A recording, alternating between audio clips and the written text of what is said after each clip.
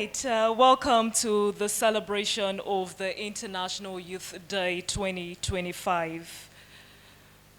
Today, we shine a spotlight on the incredible energy and the vision fueling our future, the vibrant youth of the Niger Delta. At the heart of this journey is the Foundation for Partnership Initiatives in the Niger Delta, better known as PIND, P-I-N-D. Now, since 2013, PIND has been a catalyst for peace, growth, and job creation, weaving together communities, technology, the government, and the private sector, everyone being involved to empower young people as peace builders and entrepreneurs, coming together for the advancement, for the growth, and for the development of the society. Now, this year's theme, Advancing Peace and Development in the Niger Delta through Technology, Partnerships, and Job Creation, perfectly captures the essence of what PINT stands for, which is innovation and collaboration, paving the road to lasting change. As we gather here today, I need all of us to get ready to hear inspiring and amazing stories and powerful insights from young leaders, those who are experts and partners who are on the front lines of transforming our region with the use of technology and fresh ideas to build opportunities out of the current challenges we are faced with.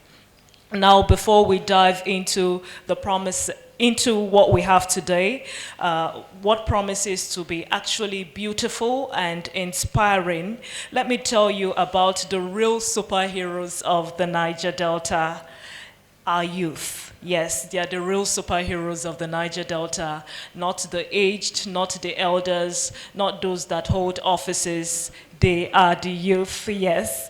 And these young champions are not just scrolling endlessly on their phones, but even if they are, no one can blame them. But they are actively advancing peace and development in ways that will make even the Avengers jealous. So even as we continue in this program, I want all of us to sit back, relax, and enjoy. Apart from it being educative, and inspiring, is also going to be interactive, entertaining, and trust me, we are not going to leave here the same way we came.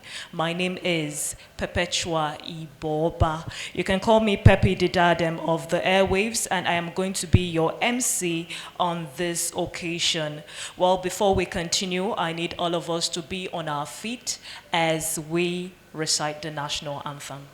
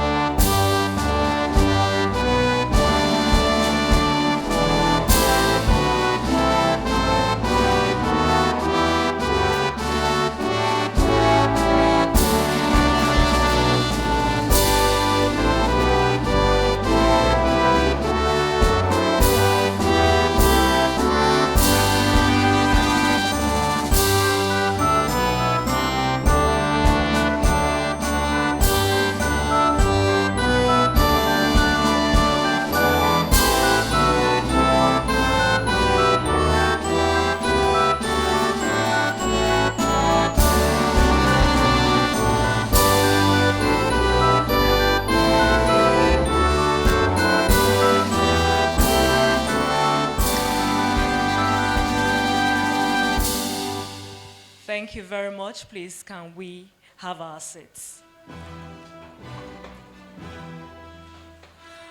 Once again, good morning, ladies and gentlemen, and welcome to the International Youth Day IYD organized by PIND with the theme Advancing Peace and Development in the Niger Delta through Technology, Partnerships, and Job Creation.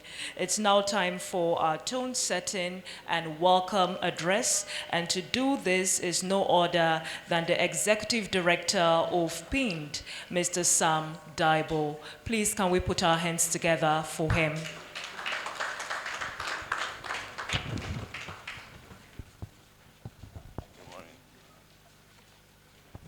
Good morning, everyone. Good morning, everyone.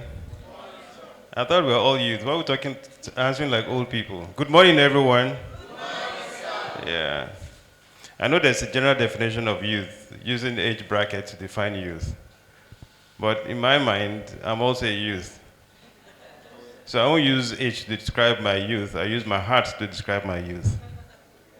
So maybe in terms of age classification, I may be outside that bracket. But in terms of my heart continues to be that of a youth. So I'd like to, on that note, welcome everyone to today's event. We actually looked forward to having government officials here with us this morning. And so welcome to this event. And with respect, I'd like to welcome all our partners, our civil society organizations, our colleagues, our youth leaders, members of the media, and of course, the vibrant young people gathered here today. I'm truly delighted to welcome you to this year's International Youth Day celebration. On behalf of the PIN Foundation, I thank you for being here. Your presence demonstrates that the issues affecting our youth and the opportunities they present are not just important, but urgent. Since the United Nations declared August 12 as International Youth Day in 2000, it has become more than just a symbolic date on the calendar. It is a global call to recognize the challenges, potential, and leadership of youth in shaping the future. This year's global theme, Youth Advancing Multilateral Cooperation Through Technology and Partnerships, resonates deeply with us in PIND, especially here in the Niger Delta, where we understand that for peace and development to take root, young people must be part of it. Not only that, they must also be central to that transformation. Today we gather under a localized but equally powerful theme, advancing peace and development in the Niger Delta through technology, partnerships, and job creation. This theme captures what the youth of this region want and deserve, which is peace, opportunity, inclusion, innovation, and of course, a seat at the table. At PIND, we believe young people are not just recipients of programs, they are change agents, architects of their own future.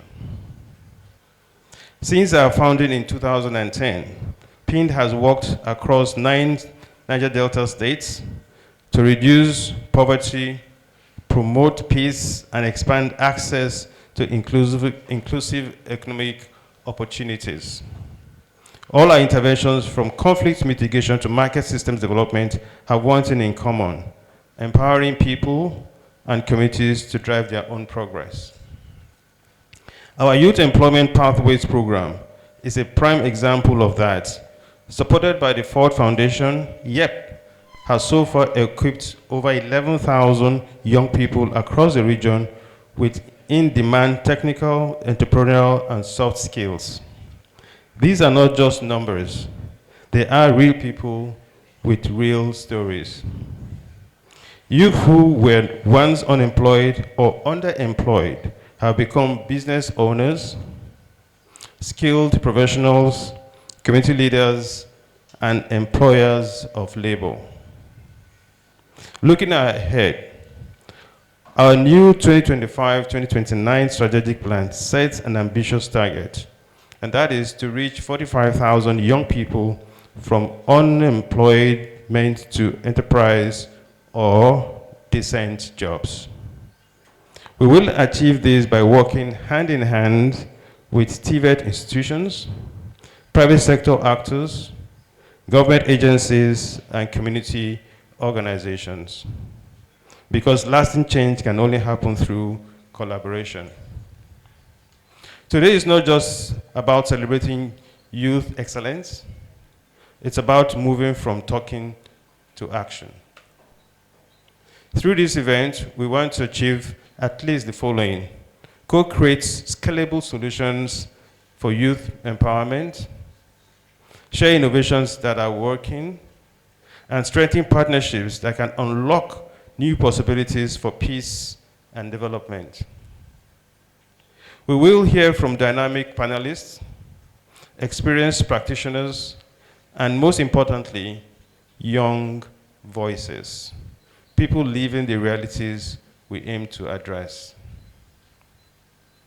One of the key highlights of today is the YEP Business Challenge Fund Awards ceremony. This initiative helps turn skill training into real-world businesses, supporting selected youth entrepreneurs with the capital, tools, and mentorship needs to grow their businesses. We will also hear voices of impact from our YEP alumni, authentic, powerful stories of transformation. These people, young, represent the very best of what happens when potential meets opportunities. Their journey reminds us that when young are given right support, they become champions of peace, prosperity, and progress. To our partners, governments, development agencies, the private sector, and civil society, today, I ask, what more can we do? What more can we do together to support the youth in the Niger Delta? How can we scale our work? How can we scale work we do? How can we connect more youth to distant jobs, innovation hubs, mentorship, and markets? How can we embed peace building into every economic initiative we support? These are not rhetorical questions. The answers are here in this room, and today gives us a unique opportunity to act on them. To the young people here today, you are not the leaders of tomorrow, you're the leaders of today indeed. You carry ideas, energy, digital savvy, and courage. You have seen the challenges in our communities, and many of you have already begun building these solutions. Whether you're a coder, a farmer, a peace builder, entrepreneur, or student, your contributions are valid, urgent, and necessary. The Niger Delta, indeed the world, is waiting for your leadership. As we mark International Youth Day 2025, let's go beyond inspirations. Let's move towards implementation, innovation, and impact. Let us live here with renewed commitment, not just to talk about change, but to build it together. On behalf of the entire team at PIND, I thank you once again for joining us. I am proud of what we are building with our youth. I'm excited about what lies ahead. Together, let's advance peace, let's promote inclusive development, and let's build a Niger Delta where every young person has the tools, the space, and the support to thrive. Happy International Youth Day. Thank you very much.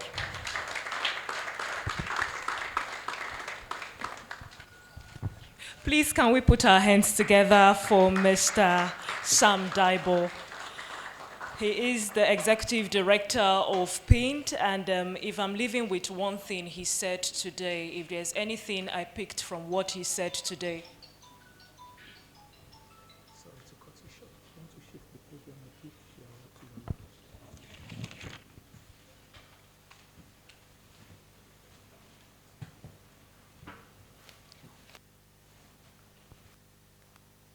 thank you, and I apologize for that break. So if I'm leaving with anything Mr. Sam Daibo said today is the power of collaboration in ensuring that there is not just change, but then the change that is made is highly impactful, touching not just those who bring change, but those who are witnesses to this change. Please, can we put our hands together once again for Mr. Sam Daibo?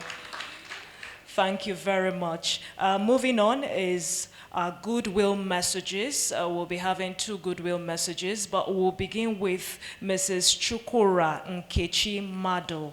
She is the Director of Science and Technology Development from Delta State Ministry of Science and Technology, representing the Honorable Commissioner, Honorable Daniel Odigye. Please, is she here? Oh, please, can we put our hands together for her? Thank you very much.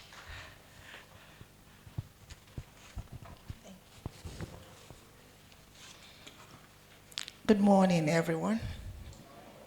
So we're not talking like youth. Good morning, everyone. It's a beautiful day. Oh, she actually said, my name is Nkechi Mado Chukura, Director of Science and Tech Development from the Ministry of Science and Technology. I am here representing my amiable commissioner, very youthful commissioner, Dr. Odinigwe Daniel Odigye. He is unavoidably absent. Of course, he would have been here, but he directed me to be a part of this event. While our chairman was talking, I come to realize that Pain has been doing a lot since 2013. It's quite commendable. Youth, as we say, is not basically age, it's a state of the mind. If we begin to count how many of us will say, okay, we're not youth.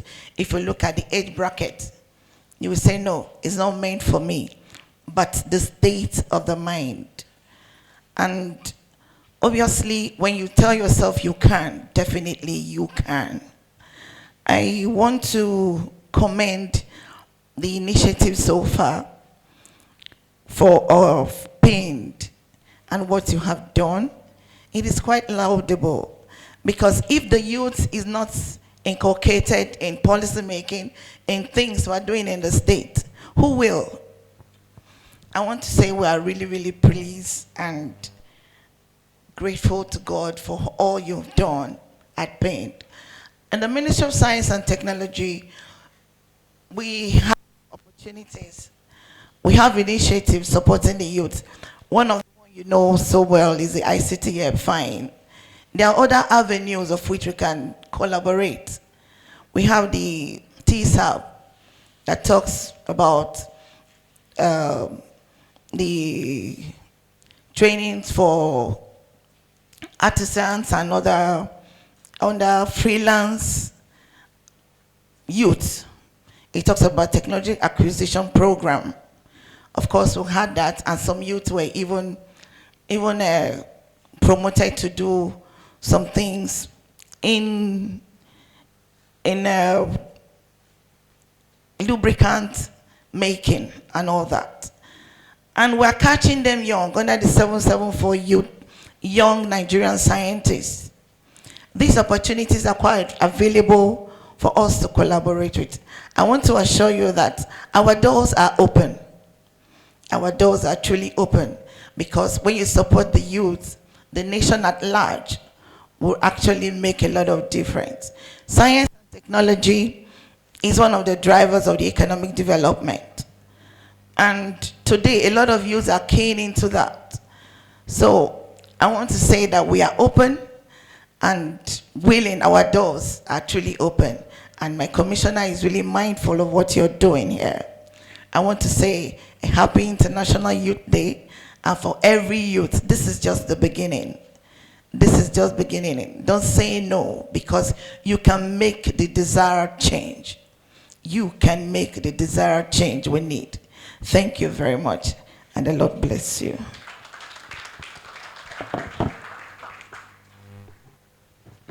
Please, can we put our hands together once again for Mrs. Chukura Nkechi Mado. She is the Director of Science and Technology Development from the Delta State Ministry of Science and Technology, representing the Honorable Commissioner, Honorable Dr. Daniel Odige, on that amazing goodwill message. The second goodwill message we'll be taking is from Mrs. Bridget Okoko. She is the Deputy Director of Delta State Ministry of Youth Development, representing the Permanent Secretary, Ms. Ngozi Mobolu. Please, can we put our hands together for her? Thank you. Good morning, all.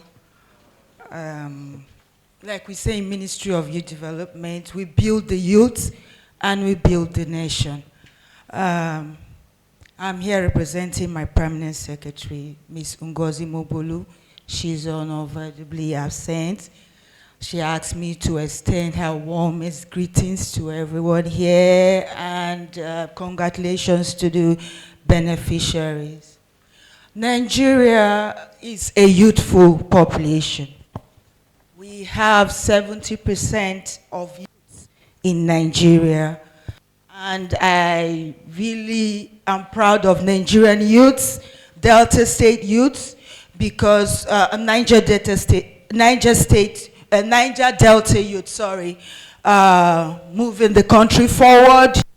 In innovations, technology, business, and so much more. We're really a driving force in the society, and I really want to encourage you all, and I thank PIND for your efforts so far. You've been amazing. I went through some of the brochures, things I'm seeing you've been doing. It's great, and I really want to encourage our youths that are going to receive grants today that, you should use it to empower yourself and others to move the nation forward. The Delta State Ministry of Development, we have some empowerment programs that will be coming up soon. So when we are ready, we are going to let you people know, and we encourage you to participate, because we have to move this country forward, and it is the youth that will do that. So Delta State government is really interested in developing the youth, and we will be glad to partnership with PIND in moving the youth forward in the country. So I would like to encourage you to do your best, and to PIND. What you're doing is quite laudable, and we are grateful for your impact, for helping Delta State government, the federal government, in driving employment, visibility for our youths in technology by giving them these grants, and we are really appreciative, and we look forward to more collaborations with you people. So, like I said, I would like to repeat: build the youth. Give you next. Build the youth. Thank you very much, and God bless you all. Please, can we put our hands together once again for Mrs. Bridget Okoko. She is the Deputy Director of Delta State Ministry of Youth Development, representing the Permanent Secretary, Ms. Ngozi Mobolu. All right, cumulatively, what I got from these two goodwill messages are the importance of science and technology in our world today. It has become a pivotal part of our lives today that we cannot do without it. We cannot afford to do without science and technology. And of course, the set of people that bring about vibrancy into the society and make change happen are the youth. So they are the driving force of making things happen in the society. Bearing in mind that when you focus on building the youth, giving them what they need to properly function in the society, you don't need to say too much. You begin to see the change. The change is evident. Are we together? Are we together? This place is kind of dull. Please, can we put our hands together for ourselves? Thank you so much. Before we go to what we have next on the agenda, it's important that we recognize those who are joining us online. We want to say welcome. We also want to say thank you for being with us. We also want to apologize for beginning a bit behind schedule, and we trust that you're going to be with us to the end of this amazing and impactful event. So those of us online, we see you, we acknowledge you, and we welcome you. Thank you for being part of this awesome event. Well, moving on to the next we have on the agenda is PIND, Mainstreaming Gender Equality and Social Inclusion through IYD Commemoration. And to do justice to this segment is no other than PIND GDO, that's the Gender Desk Officer, Ms. Yemi. Please, can we put our hands together for her?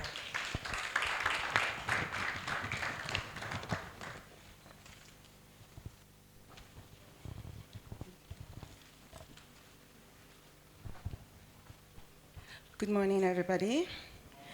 Good morning, youths. Good morning. I'm a youth like you, so I want a vibrant response. Good morning, youths. Good morning. Thank you for being here today at our celebration of youths.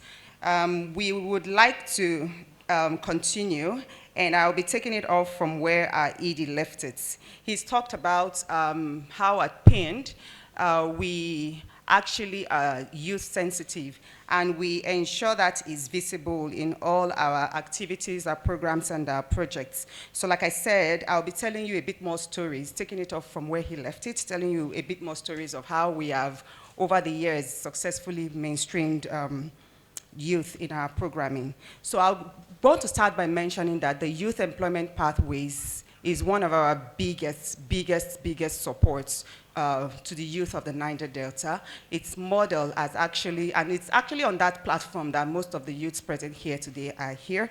And the youth employment pathways have been used to empower a lot of youths, establish enterprises for them, give them jobs that are that pays meaningfully.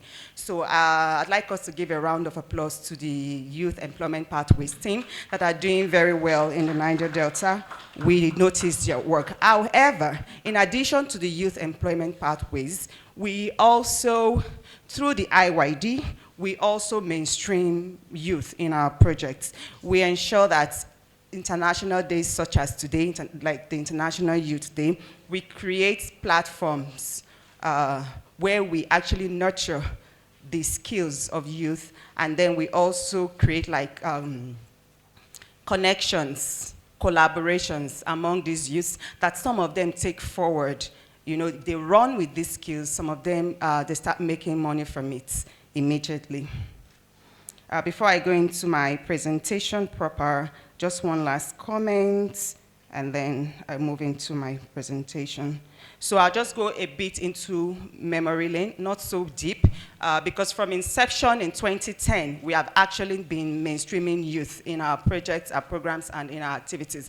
But I'll just start from a bit late into last phase to tell you some of the stories of how we have done this successfully. Next slide. So I think I've talked through all this, how we have, mainstreamed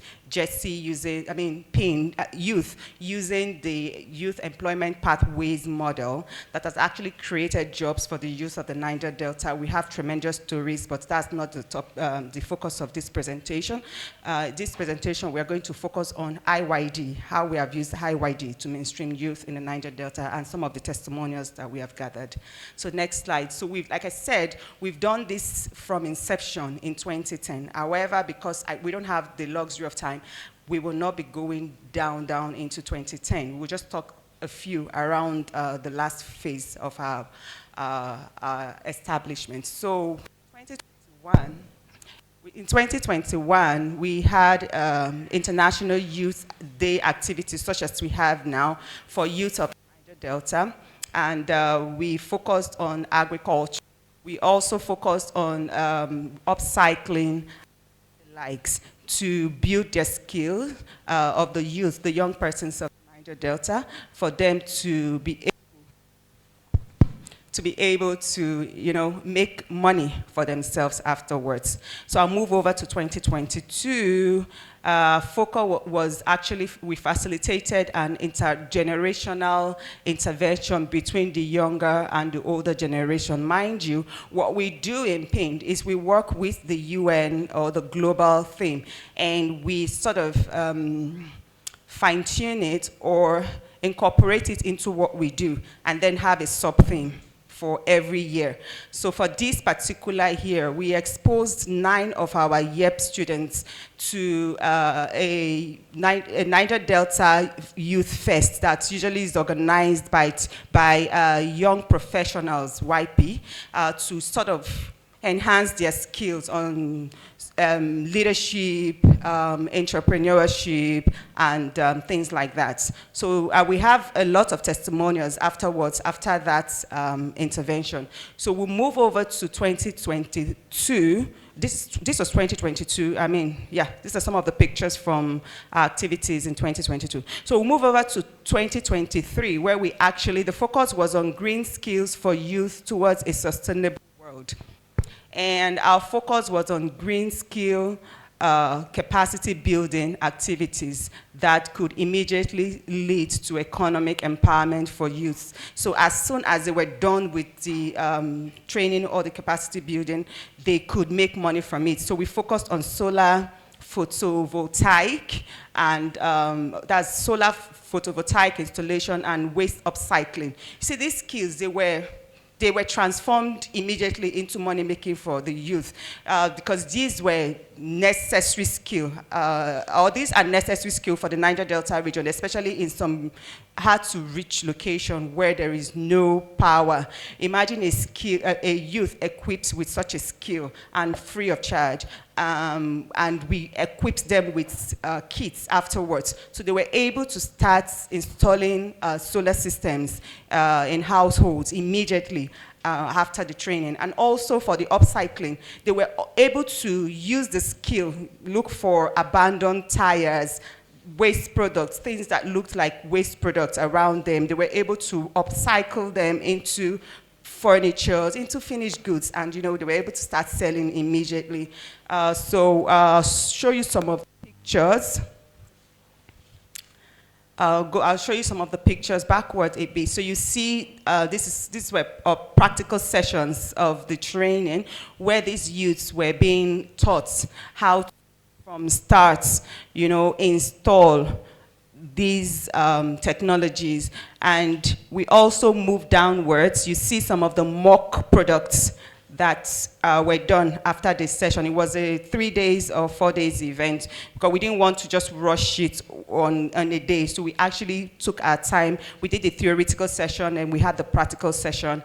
And if you move downwards, you see the mock products for the boat training.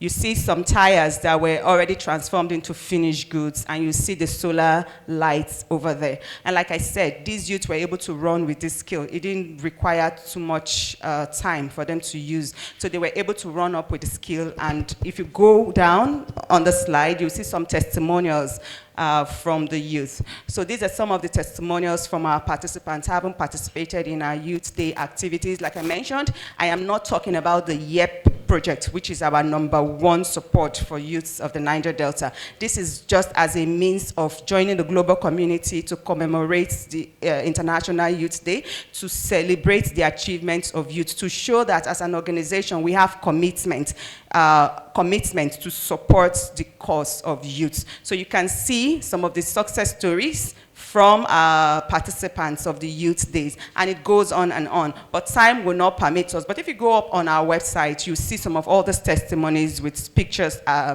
attached to them. So these are just few of the things we've done, like in 2 years down the line also, and how we have ensured to join the global community to loud the voices, the causes of youth, for their voices to be heard and their issues to be addressed within the Delta. So let's go down a bit if there's anything I need to touch on. Next slide. So thank you. That's all. Thank you very much.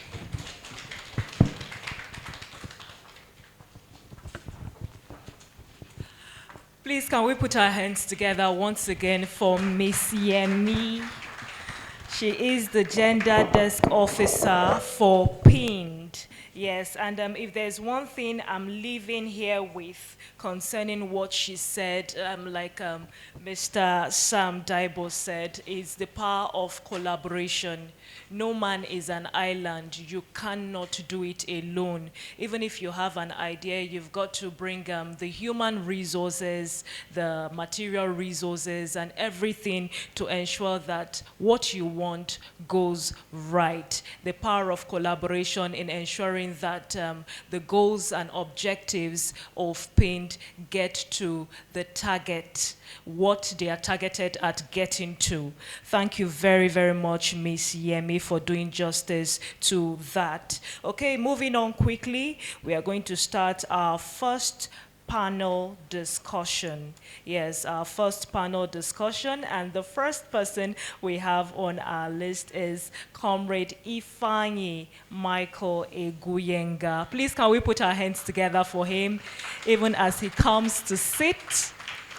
Thank you very much. A bit of profile. It says here, Comrade Ifeanyi Michael Eguyenga is the Chief Job and Wealth. He is the Chief Job and Wealth Creation Officer, Delta State Job and Wealth Creation Bureau. Before his appointment as Chief Job and Wealth Creation Officer in April 2024, he functioned as personal assistant to the Special Advisor, Technical Matters, to the President and Secretary, Subsidy Reinvestment and Empowerment Program, SHOPE, from 2009 to 2013. Senior Special Assistant, Special Duties to the Governor of Delta State, and Program Monitor, Delta State Directorate of Youth Program Monitoring and Mentoring, from 2016 to 2019. In July 2019, Comrade Ifeanyi Eguyenga was appointed Honorable Commissioner for Youth Development. And as commissioner, amongst other remarkable achievements geared towards youth development, he championed the upgrade of the Directorate of Youth Development to a full-fledged ministry, chaired the Committee on Collaborative Framework among Job and Wealth Creation MDAs in Delta State from 2020 to 2023, which was charged with the responsibility to standardize programs, processes to enhance and achieve desired outcomes of the Delta State Empowerment Program.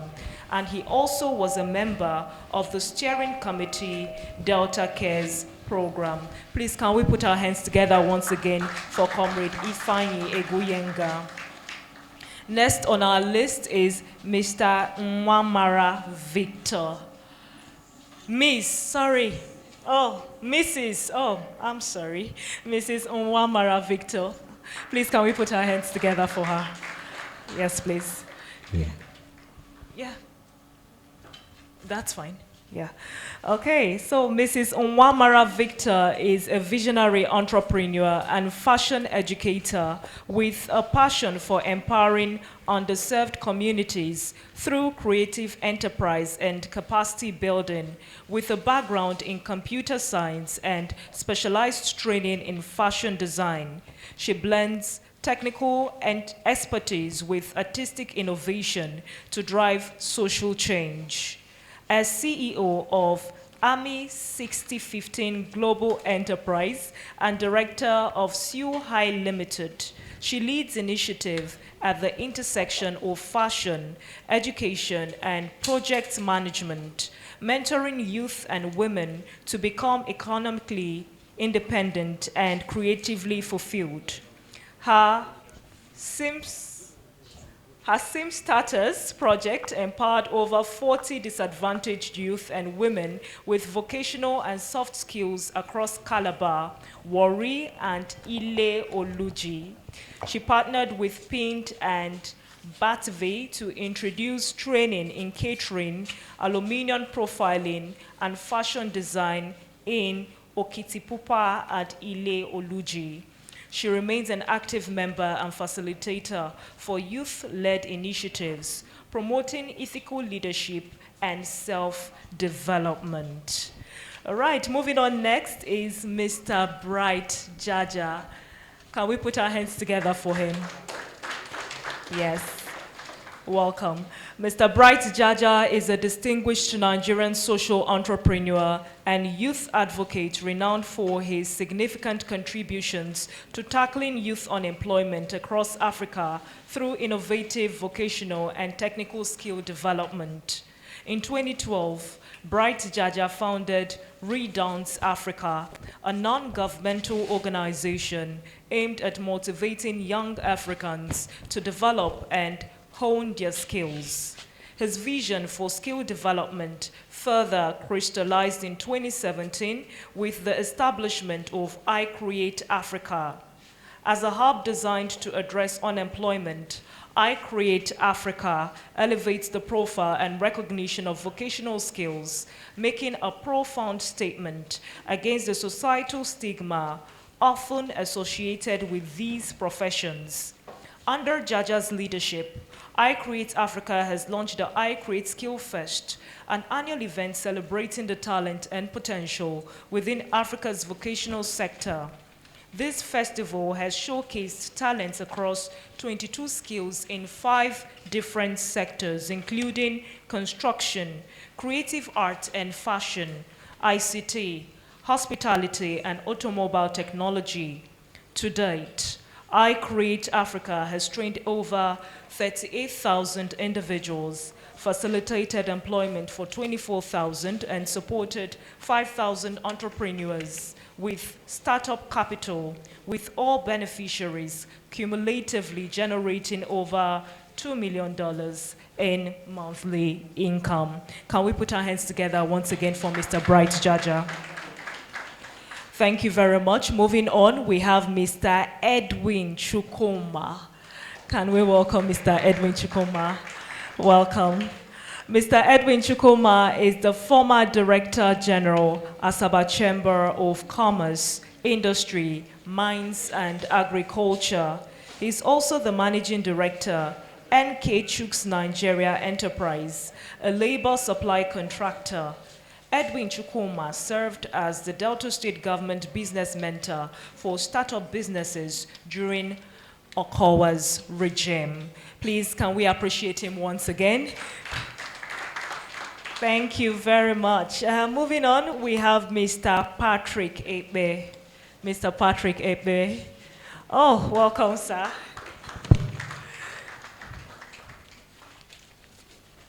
Okay, so Mr. Patrick Ebe is the development planner and career development expert with over 25 years of experience, having worked in the oil and gas sector for several years. He is currently the Youth Employment Pathway Program Manager of the PIND Foundation. Welcome, sir. And I'd like to introduce to us our moderator for this panel, who is no other than Ms. Onyekachi Aja. Can we put our hands together for Ms. Onyekachi? Onyekachi is a pragmatic development practitioner with over a decade of experience in the civil society sector. She has led and supported programs funded by major international partners, including USAID, UK, DFID, IFES, the Commonwealth Foundation, and the World Bank, and now works as the YEP coordinator with the PIN Foundation. In addition to her professional work, Onyekachi is a celebrated spoken word poet. She leverages poetry and storytelling to raise awareness and inspire civic engagement. Notably, she performed at Nigeria's 2023 presidential inauguration during the investiture of national honors and official handover of transition document ceremony at the presidential villa in Abuja, where she used spoken word to advocate for good governance and national unity. She believes in the transformative power of words and strategic action to build equitable and empowered communities. Please, can we put our hands together once again for Ms. Onyekachi Aja, who is going to be the moderator of this segment. Thank you very much. Thank you so much. Please, let's put our hands together for her. Okay, I want some energy because this panel is, you have seen the profile of the panelists. It was intentionally read out. We have seen the profile of the panelists. It was, intentionally read out, to let us know the caliber of the persons who are going to be here. So this is not just going to be all talk, it's going to be action. We're going to have so much to go back with. So can I get 3 Boza? I am not feeling the energy. 3 Boza for yourself. I know rate on yourself. 3 Boza for me. You don't like me. Good morning once again. Good morning, everyone. It's great to be here. One of the things that we want to achieve with today's IYD is to scale opportunities for youth employment in the Niger Delta as a whole. We know that every year schools are churning out people. Every year people are turning 18. Secondary school people are leaving. University people are coming. So employment is something that will be recurrent. People would always need job. So we see that the world is also changing. The kind of jobs that people had before are not the kind of job that they have now. So it is important that we begin to think around other opportunities for employment. That's why we're thinking of scaling what we already have. So we have amazing persons. Please let's put our hands together for Amplifying again. And then my manager, please, Mr. Edwin, and of course, Bright, and then Wama. Please put your hands together once again for them. So thank you for being here. One of the things I want to start saying is that at the end of this panel, we're not just going to share knowledge, we're also going to make commitments. So I want that to be at the back of your mind. While you're talking, let's start thinking of how we can collaborate together on this panel, because we have people who have done amazing work, and together we can begin to shape and provide more opportunities for youth employment. So I'm going to start with you, Mr. Edwin Chukuma. You are from the private sector, Chambers of Commerce, and you're also here as a capacity of an employer of labor, right? In other words, you don't give many people job. You're the kind of people that people see and they say, my chairman, my oga, right? You're that kind of person. So tell us, what are some of the viable opportunities for youth employment that you have seen, right? What are some of those areas that we're not looking at, but you think that they are viable? Can you share with us? Okay, thank you very much. As you've been told, I was the Director General of Asaba Chamber of Commerce, Industry, Mines and Agriculture, the umbrella body of the organized private sector. I'm also the MD, NK Chooks, a labor supply contractor. So we are all employers. There are so many viable areas where the youth can be employed. Unemployment has been a problem, a national problem or a global problem. But there are openings. And today, I want to say all the sectors are viable for youth employment. All the sectors are available for youth employment. But I want to pick one today for the purpose of today's discussion. If you come to Niger Delta or Nigeria, you will discover that the manufacturing sector is very viable, very, very viable. Manufacturing, processing, or anything you can think of, very viable. And a lot of youth gain employment there. You discover that the manufacturing sector employ both the educated, the illiterates, the skilled workers. We employ every day because I have linked with about two or three companies here in Asaba. So we employ. Thank you, sir. So I'll just leave you there because you landed on a very good point. You have links with 2 or 3 companies in Asaba. That's the kind of thing we want to hear. Yes. Please, let's put our hands together for him. So that means we're going to link up as many as we can to those companies. Yes. Thank you. So I'll just move to Bright Jaja. Bright, you have done a lot of work with young persons. The numbers are really amazing. And we want to draw from that experience and from that expertise. And so one of the things we want to know is that given the skills mismatch, because you work with a lot of TVET, in TVET area, given the skills mismatch, what are some of those areas you think that Niger Delta or TVET centers can be better aligned to serve the market that's coming, right? Because things are changing, right? AI and all of that. So how do we begin to think around matching the skills that young persons are trained with and what's in the market?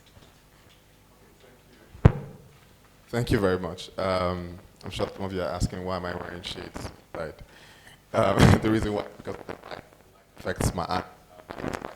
And it's a great opportunity to be here today. I want to appreciate PIN for the amazing job that you guys have been doing. Very exceptional. I think one of the things that I've noticed I've been in this industry for over probably, I think 2012.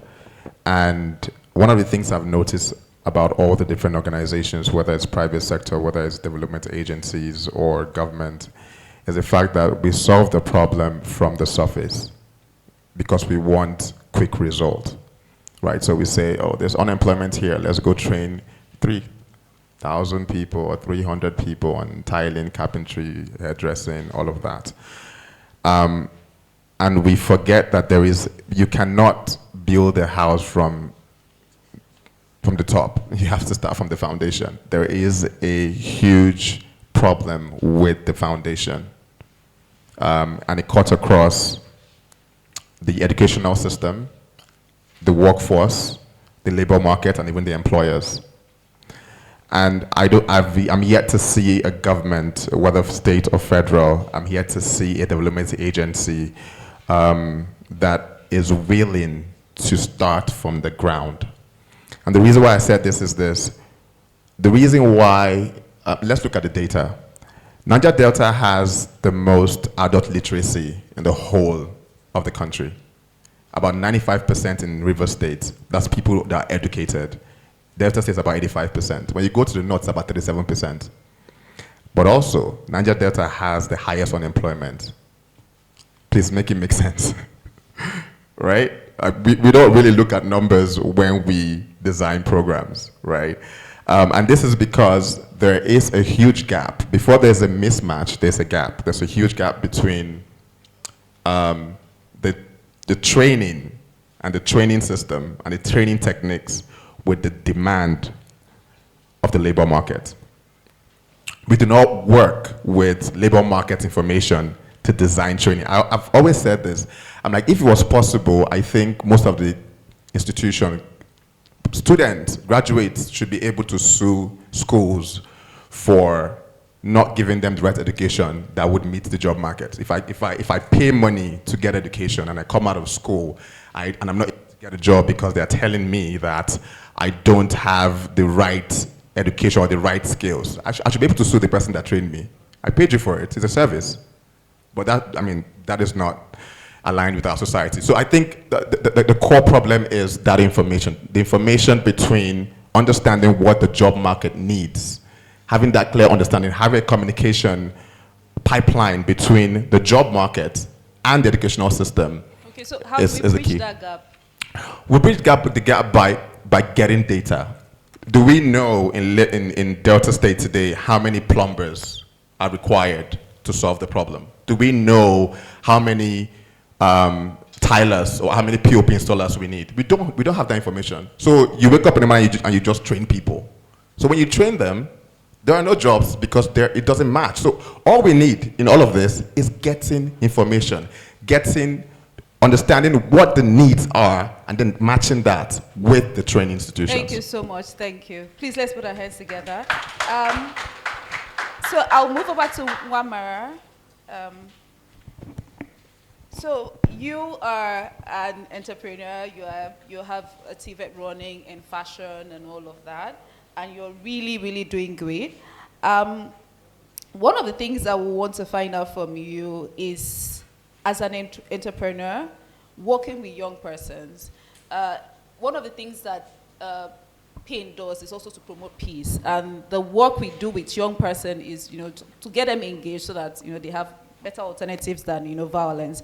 But how do you manage the challenge of working with young persons with varying perspective, and you're able to influence them rightly? Because a key challenge we have in the Niger Delta is just that misdirection to Yahoo, to be specific. Yahoo, there are lots of persons who are doing that. So how do you manage, or how are you able to channel young persons in the right direction and influence them, right? Or what is your experience so far with dealing with young persons? Okay, thank you so much. Thank you so much for this opportunity to be here. Already I've been introduced, so I don't need to introduce myself. Working with young people. One of the first places I would try to start from is youth inclusion in, policy making and all the problems we're trying to solve. And that directly points to me because I'm a young person in my 30s working with young people. So I know exactly what they're going through. I'm not just somewhere in my maybe 70s or 60s trying to force something down their throats. So working with young people, you work with empathy, not authority. And being very close to them. In short, a lot of people that I train are almost my age. Some of them are maybe probably 1, 2, or 5 years younger than me. So I know that there is pressure in the society, pressure, peer pressure, family pressure, make it pressure, blow up pressure. I tell my story. I work with my story. I may have been privileged to early exposure to purpose in life. I was privileged, but there are a lot of young people who are not privileged. Okay, so that's key. That's Exposure. Key. Early exposure to purpose in life. So that's having helped me. Doesn't make me to look down on the young people and think they're not getting it. They are just not getting the point. I'm able to lead with empathy. I'm able to show them. So, man, you are inexcusable. I did not have anything handed down to me. So even though I'm in my 30s, I'm able to build what I've built in the past 10 years because I put my mind to it. It has not always been easy. There are struggles, there are challenges. Nothing is going to be given. In short, nobody is coming to save anybody. So with my story, with my life, and with all that I've built, managing a home, managing children, managing my business, managing other social responsibilities, I'm building my business the way that I'm building it. That is role modeling. So if you want to work with young people, you either are young in age or you are young in heart. You have to be connected to what they are going through to be able to teach them. Let's put our hands together for her. Let's put our hands together for her. So I think one thing I took from her is sharing her story. Because sometimes when you share your story or you're able to share your experience, people are able to connect. They're like, no be this person. I sabi this person now. This person don't blow. He did not blow with Yahoo. She did the right thing. Yeah. So thank you so much for that. So I would move close to Comradifying. Comradifying, when I saw your job role, I was like, okay, these are the people we're looking for. You're the job creation. You're in the job creation bureau. You're the job creation officer. You're the one responsible for us having jobs, right? So let me put it that way. So I would want to know really what the Delta State government is doing as regards job creation and how you are preparing young persons and adapting them to the changing world of work. What have you done? How is that changing? And let's start from there. Okay, thank you very much. For me, thank you for this program. It's quite, for me, it's an opportunity to share, even if you have one or two or three. The most important thing is you're able to create a catalyst of change agents. And that's one of the reasons why I really commend Pin for what you're doing. I take your program very seriously. For us in Delta State, I will just do a flip to the last administration, which is we have a present administration. So we're just taking like what we have built over the years. I'm excited because even sitting in the audience here, I can pick faces of people who are products of the processes we have already initiated over the years. And I also see my big bros here too, because I was also part of the mentoring platform. So why am I going in that direction is that there's something my brother there said that is very, very important, which we are not taking lightly in Delta State, which is building from the scratch, because it's very fundamental. You don't build a house from the top, you have to take from the scratch. And when we talk about the scratch, the most important element is the mindset. Because you can prepare, like in my place, they used to say, you can prepare drug for a madman, but you are not sure if he's ready to drink. So first, the mind has to be right. The people you are preparing these programs, the end users have to be right. Like you said, we have a data problem in Nigeria. It's not just peculiar to Delta State. It's not even just peculiar to, I've attended programs with NBS will give you this figure, the state will give you this figure and all that. So we have a major problem with data. And really, without data, we can't do right. But for us in Delta State, from the last administration to this present, we've been able to put up a database of those who are training and the market demand of what we are training, so that we are not just training people for training, but say, okay, this particular sector is saturated. We don't need to train more people in those sectors. Rather, why not enhance those? That is why we now have, aside the job creation office, we now have a collaborative platform, which we started from that last administration, where all the platforms that are involved with empowerment programs sit down every month to review their activities. And able to say, I think here we are getting Is part of that? Yep. Yeah. No, yep, for us. We are excuse me. Yeah, my interaction with Pain. Okay. For the first time as Chief Job Creation, I think it was in Lagos when I had to. But I know my predecessor did some other things. It has to do with employability and job readiness, which is what is something that I'm very, very, very, very, very passionate about. Because sorry to say this, a lot of our youth are not job ready. They're just graduates. They just have certificates. But they don't even really know why they picked that particular course. And eventually they come out of the school, they are beginning to struggle with life. So for us in the job creation office, it's something that I want to do with PING. Okay. Job readiness and employability. Please, let's put our hands tied together. to We're the going mindset. to collaboration now. Yes. Tied to the mindset, because we must be able to prepare their mind to know the society they are going to face when they leave the school or when they are done with the NYSC. If we're able to do that, trust me, before they leave school, you already have a direction. Okay. I'll give you an example. I have an 11-year-old son. I know he wants to play football. Why? Because already I've started prepping his mind to love playing games, watching football, putting a football academy, and he's asking me questions because already there's a direction. Even though he likes sciences, but for sports, it's a passion he already has developed. Personally, I am not forcing it down his throat. He's even doing business in terms of how to sell players, transfers, and effects and all that. Why am I saying this? That for us, the area we would love to partner with PIN, because I see you have a lot of capacity. I've gone through your stuff and all that. We need to look at employability readiness, enterprise readiness, critically taking a look at the minds of the targets that we are looking at. It is very, very important for us. Please, let's put our hands together for him.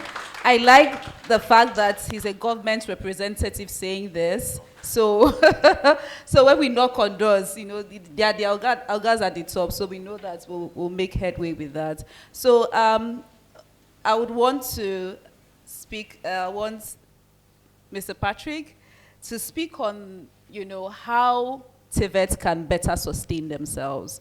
Say past grants and such, how can TVETs, how can people who are getting grants, you know, better position themselves for sustainability?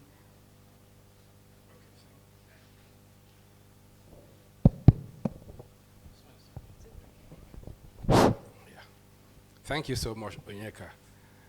Apology, I'm not too strong, but I will try to speak because I'm the host, so to speak.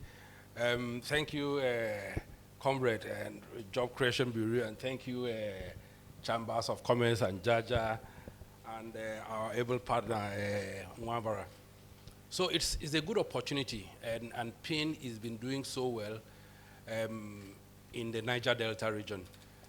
PIN Foundation has, over the years, built, I mean, it's not just in the name foundation, has built his development assets from the foundation at the very beginning. And so whatever we do, we go. I know that there is no data, there are, people don't understand how to match, you know, jobs and all that. But for what we do, we start from the scratch. We create the data, we do economic landscape research, we do labor market assessments. We gather the data for what we need.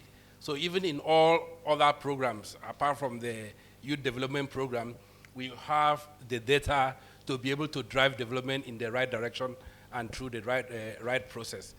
We also are a collaborative entity. Our name is Partnership. So we partner with government institutions, we partner with private sector to ensure that the synergy and the drive moves in the direction that we will get the results that we want. Before I answer your question, I like to speak directly to Dr. The Job Creation Bureau Chief. We've worked with your entity in the past, in the last regime, 2021, we had the job readiness, 2 sets of job readiness that we conducted here in Asaba and in Warri. And we, of course, had that brief meeting in Lagos. And then we've been knocking on the doors to see how we can move our collaboration further. And I'm sure now that we've met again face to face, that will spike the interest and the effort. So we do well to work with TVETs. There are a lot of TVETs across the Niger Delta region. We've worked with over 32 TVETs. most of them are still working with us. Some of them are going their own way. We sell our model. And one of the key things that will sustain the TVET centers is to drive them commercially. And why do I say this? Everybody knows that where the incentives are, there is sustainability. If you derive profit or benefit from what you are doing, you will continue to do it. You know, once that becomes positive and you keep having that benefit coming in, there will be sustainability. So our interest in phase 4, which is a PIN's program phase, we've done phase 2, phase 3, and we are in the 4th phase of our development activities. Our interest is to ensure that the TVETs who provide vocational services across to unemployed young persons or unemployed people are run in a sustainable, in a profitable or a commercially driven manner. This will help the entities become more sustainable. The other thing we try to do is to ensure that they are optimally equipped. Most of the TV centers, of course, you know the way in Nigeria, why we have high rate of unemployment is not necessarily that there are job mismatch, you know, but we don't have that holistic vehicle of driving training, you know, driving vocational skills. Of course, work, you need skills, you need handwork, you know, to be able to access work. We don't have that vehicle in Nigeria that drives that holistically. All we have are droplets of apprenticeship schemes. You have people, you go to one mechanic workshop and somebody's learning one small thing or the other, you know, no behavioral skills, you know, attached to it. So put all this together are things that we are trying to do in phase 4 to ensure that there is sustainability of the TV centers. Thank you, sir. Please let's put our hands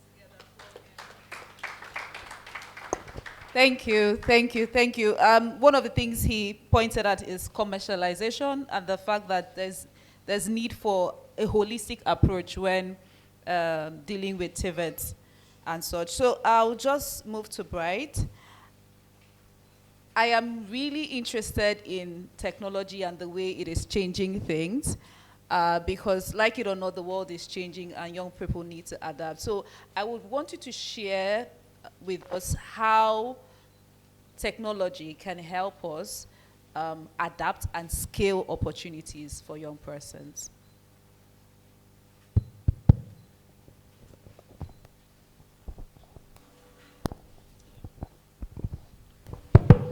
Thank you very much. I think there are different angles to this. The first is job matching. One of the problems that I have also realized is the fact that skills are not working for the people who have them. So before we more people, train a lot more people and add them into the job market, we need to understand that there's a huge informality in that space. There's no career growth. There's no job progression. If I'm a carpenter that started from, let's say, 2010, in 2025, I'm still a carpenter and I'm probably still making the same amount of money. In fact, there's a possibility that I'm not even making as much money because I have to compete with somebody that started 2 years ago. There is no differentiation.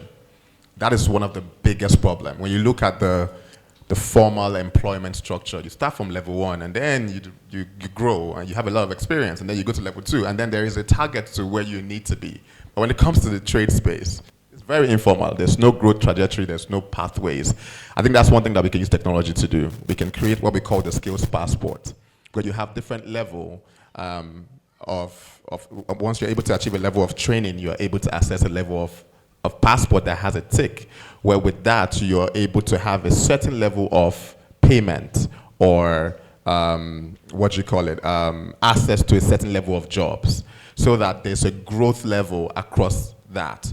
And then once we have that in place, then we can now merge a matching platform. We've done this already with the Skillers platform. The reason why I'm able to know how much money the people that we have trained and matched in job make, they make over $2.3 million every month, is because all the jobs go through our platform. And we have different levels. We have the rookie skillers, We have the pro skillers, and we have the highest level skillers who are the professional skillers. As a rookie skiller, there's the amount of money that you make when we match you to jobs. As a pro skiller, there's the amount of money you make. Now, you can grow within the ranks, right? And with that, we're able to know that when a company comes and say we want 50 tilers, we know the kind of people that we're going to send to that job. And we also know how much money they're able to make. So I think what technology does is, first of all, formalize the informal process of hiring skilled professionals, and also grade them so that there is a career growth and there's a path to success where they know that, okay, if I start from this level, in the next couple of years, I'm able to grow to this level. Thank you. Thank you for sharing. Please, let's put our hands together for him. Okay, Wamara, I'll go to you. The question I want to ask is, how can young persons in fashion scale? What are opportunities for scale within your own industries? What are other opportunities that people can look at, people who are here, can look at and begin to? Okay, we always say to, I always say to the young people that work with me, I tell them that those that are making the most money in fashion don't even sit on sewing machines. Yes, they are the ones directing the affairs. The people making the most money are not sitting on sewing machines. So even though someone must be sewing though. Yeah. Yeah. So anyway, there are various fields that young people can scale in fashion. We have pattern making and tech park development. This is actually good for bulk and multi-level industries who produce export standard fashion pieces. So there is need for pattern makers and people who can develop tech parks, technology parks, merging tech and fashion. Because where we are going to now in Nigeria, I remember that he talked about manufacturing. Fashion is a manufacturing industry, and one of the ways that you can make more money or scale in fashion, especially in Nigeria, is to look at export. So we need people who can do patterns, and also another very important one is brand marketing, content creation. Yes, we have so many. I always say that if you have to walk from this hotel, okay, this is not really a major street, but if you walk down your street, I'm sure you'll see at least like 7 to 8 tailors sewing there. Yeah. So one of the major issues too is there's nobody to put them out there. We need people who understand fashion, who can now work as brand marketers and content creators for fashion designers. That's also another field to scale. Also in fashion education and training, curriculum development, we need people who have been trained to go into, it's not just the apprenticeship program or this one that you just go to a tailor shop and you're watching the person cutting and cutting and cutting, and then you don't even understand the background of what the person is doing. So we need people who are well trained, who have also, we do our NAPTEP examination, people who have gone through those processes to avail themselves to train up people that are coming up. And also we need people, we need people in fashion photography. Fashion is art. Fashion is art. Also, e-commerce, we need people in fashion e-commerce. There is merging creativity with business, because the end result of all of this is to make money. So in other words, there's just a lot of pathways. There's a lot of pathways. It's just identifying. Yes, first you need to be part of the foundation. If you understand fashion foundationally, then you can branch into any other thing. Yes, thank you so much. Please, let's put our hands together for her. So, Comrade Ifeanyi, we're rounding up. So I just want to ask, what is the plan of the Job Creation Bureau generally to reach the rural areas? Because we notice that a lot of the opportunities we have are centralized in the urban areas, and there are opportunities, there are things that can be adapted for the rural areas, so that we don't just have everybody moving to the city. So what are some of the things that you are looking at to engage people in the rural areas? Thank you very much.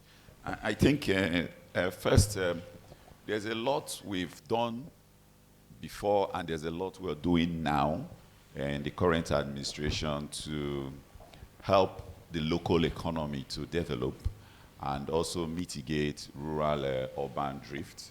where everybody's coming to the urban areas. It's part of the core essence of the skill acquisition program, because basically for the urban areas, we are not actually currently looking at just skill acquisitions. We are basically looking at entrepreneurs. Like you said something very striking, that those that are actually making big money in fashions may not necessarily be sitting with a sewing machine. So we are looking for the urban areas. Our focus more is on entrepreneurs, people that are able to create employment. Once you empower them and engage them, they can be able to create. But for the rural areas, you find out you have predominantly a lot more people who are self-sustaining, but also giving the capacity or giving opportunity for expansion if they need to do that. So for us, our programs are designed basically across all empowerment platforms to be rural targeted.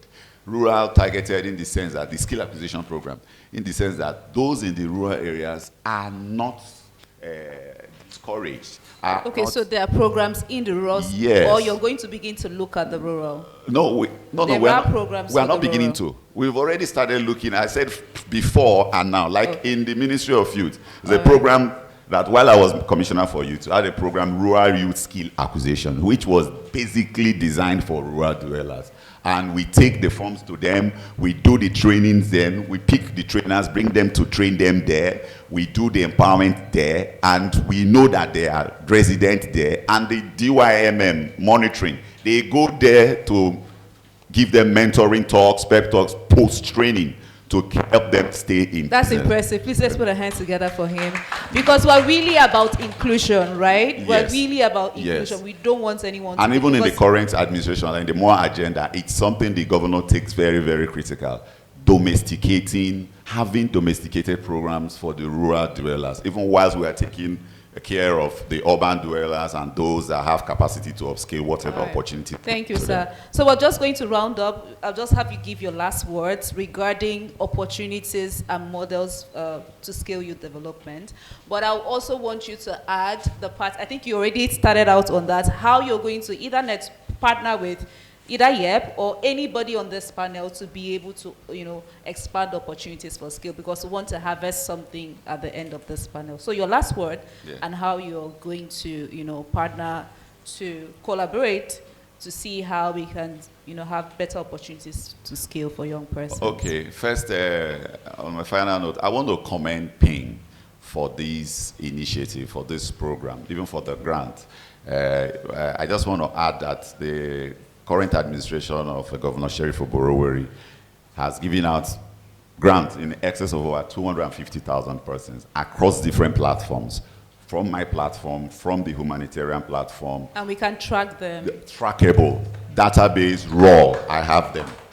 In the job creation office, we have the data and all that. So sorry, sir, let me cut you. Does this happen annually? Yes, it's annual. As I speak, I know that in a couple of months, more programs are going to run out, because we just have the ICT. Yep. Are people that don't have connection can get this?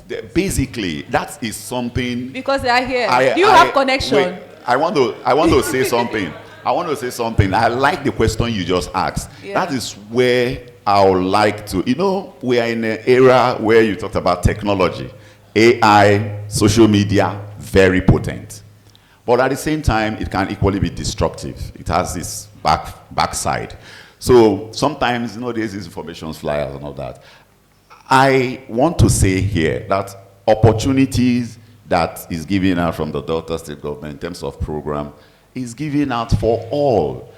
Like, I know a lot of people here that it's afterwards they interact with me on social media, on Facebook, on Instagram, because I'm very active. They'll just send me a message and I'm a beneficiary, send me pictures, and I'm like, oh, congratulations. The reason why I'm saying is that we cannot get it right if we don't take it out to the people. And the government is not kidding with that. So that one fails or did not get into a program, and you begin to, it's just like when you don't pass exam, you go back home and say, your teacher don't like you. It doesn't necessarily mean that others that got it through the back door.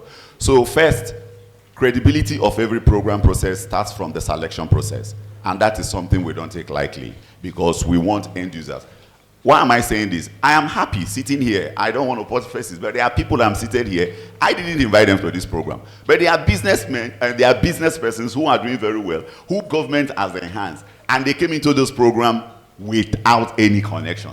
And today they are here. So what I'm saying is that, please, it's important we have the right narrative so that we don't discourage others. Because I've had a case. That's why I wanted to hear from you. I've had a case as Commissioner for Youth. There was this COVID-19 grant that was up there. I put it on the platform, on the ministry's handle.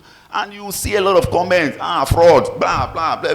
I was doing videos and everything. But some people did. Alas, I have couple of testimonies in Delta State, car wash centers, what they call little joints and all that. That some people open. Nigerians will say show evidence. But the thing is, when these opportunities come, don't just wish it away or just call it one pain. Try. You can't get it if you don't strive. You must make effort. So that is very, very important. Thank you. But sorry, I'm taking more of that. I want to commend Pent. I want to really commend you guys. And I want to say that these programs, I like the numbers because it's obviously everybody here is serious-minded. Because I can see from the faces and the attention, you know that it is not business as usual. But I will appeal, if we're going to have this program, we should see how we can collaborate to expand more people. Because this program, as far as I'm concerned, is a mind-changing program. It's an encouraging program. It's a program that uplifts for those that might be discouraged. Things they hear here, they will take it back and begin to do better. So I would love to really, for us as Delta State government, from job creation and other persons on the table, to see how we can upskill participants in this kind of program. For next year, 2026, please let's put our hands together for him. It is very, very, very important because I'm sure that for the fashion-inclined people or other people listening to our sister here, I'm sure you are motivated, or him and all that. So it's important. Then my last word is employment generation, tackling youth-related issues is not a one-person stop shop. It has to do with a lot of collaboration. First, from the home, the parents has a role to play. The religious setting has a role to play. Because if you say things that we are trying to change mindsets, and they go back home, and somebody in the house is beginning to poison the knowledge, the efforts, the investment you've done here, it's counterproductive. Or if we, from the government area too, we are not putting up the platforms, the enabling environment. So it is a collaborative effort. So I will enjoin all to play the role. But for the end users, please, it's important your mind is fertile. Thank you so much. Please let's put our hands together for him. Thank you. Well done, sir. I'm really, really glad that the Delta State has a unit called job creation, because that's really key. Thank you so much, sir. Sir, your final words. Oh, okay. Thanks so much. It's a good opportunity, especially sitting here with the job creation we do. In Delta State, we've done quite a lot of numbers, the real numbers. And we hope to continue to these numbers moving forward. The intention for this is basically to have it a small circle of physical participants, and then have the global audience. I'm sure we have quite a number of people who are joining us online. Our programs are usually cascaded through the media. We have the various platforms, Facebook, Instagram, LinkedIn, and also on our website, which anybody can get onto, www.pinfoundation.org. And then you can now link up to Youth Employment Pathways program to be able to access the opportunities. There are quite a number of opportunities coming up in Delta State and in other states in the Niger Delta region. So I encourage the populace to watch out for these programs. If you are unemployed, or if you are employed and you are starting to upgrade, there are quite a number of skill areas that you can benefit from. So just log on to pinfoundation.org, and then you will be able to access some of the opportunities that will be presented from the Youth Employment Pathways Program. Thank you. Thank you, sir. Please let's put our hands together. Our handles are on the flyers, so you can always just check us out. Sir, your final words and opportunities to collaborate with the persons in the panel or with PIND to scale youth employment opportunities. Thank you very much. I want to say a big thank you to PIND. I think I've been with you people since 2021 or something. Yes. Yes, it has been outing with you. And we will continue to collaborate with you. One thing I want to tell the young, use the word young entrepreneurs, or those intending to go into business, is that before you go into business, try to ask mentorship program. It's not just enough for you to raise money and say, I want to do business. From my experience as a business mentor, it was Morgan that from what we saw, some people after, in fact, from our research, I belong to Chamber of Commerce, from our research department at the national level, that's Nigerian Chamber of Commerce, 70% of startup businesses fold up within the first year. Some maybe as a result of experience and so on and so forth. And some of the weather that is not friendly. Look at one of them, you can mention the recent electricity tariff. I know that some industrialists were not happy with it. And they went to court, but they lost the case. I think about 2 months ago, they lost the case. Okay, We are trying. Opportunities for? There are opportunities for our young men and women, even for employment and for you to start your own business. It's very lucrative. Okay, so sir, how can we work with the chambers of commerce or you as an employer of labor to further scale youth employment opportunities? What can you commit to? Yes, what we're doing first of all is that I want to tell anybody that is looking for a job, you can contact me, maybe through her. There are jobs. Please, let's put our hands together. Yes, there are jobs that we employ every day. We will explore that because Yes. after our training, Yes. we match people with employment opportunities. Yes, So yes. that would really come in handy. Yes, Thank and you, I sir. will also advise our youths. You see, some of these companies, the big ones, the big manufacturing companies, are owned by Indians. Most of them, you find all the HUDs are Indian people and all that.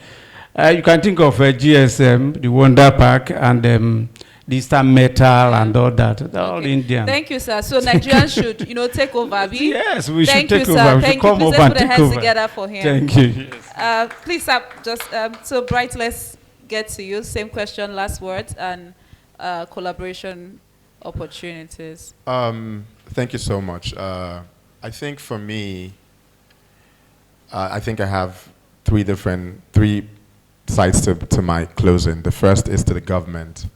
I understand that, it's important that we show workings. Let me say it how young people will say, we show workings, right? But we need to get to a point where we realize that young people are not just important when it comes to elections.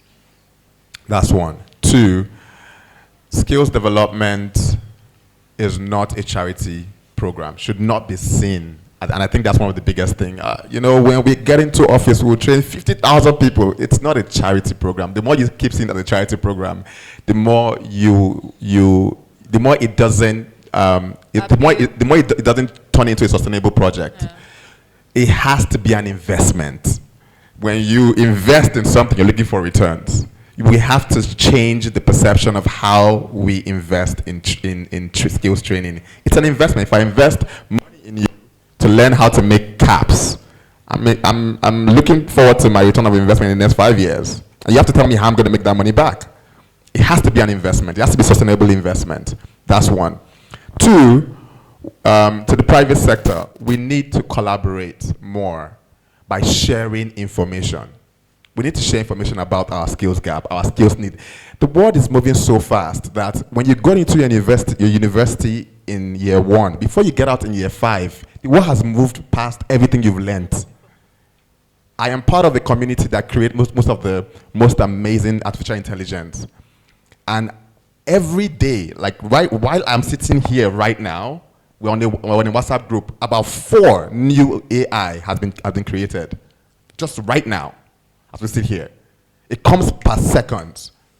So learning has to be adaptable, it has to be fast. We need to understand that we can't just sit down and wait for things to happen. We have to make things happen.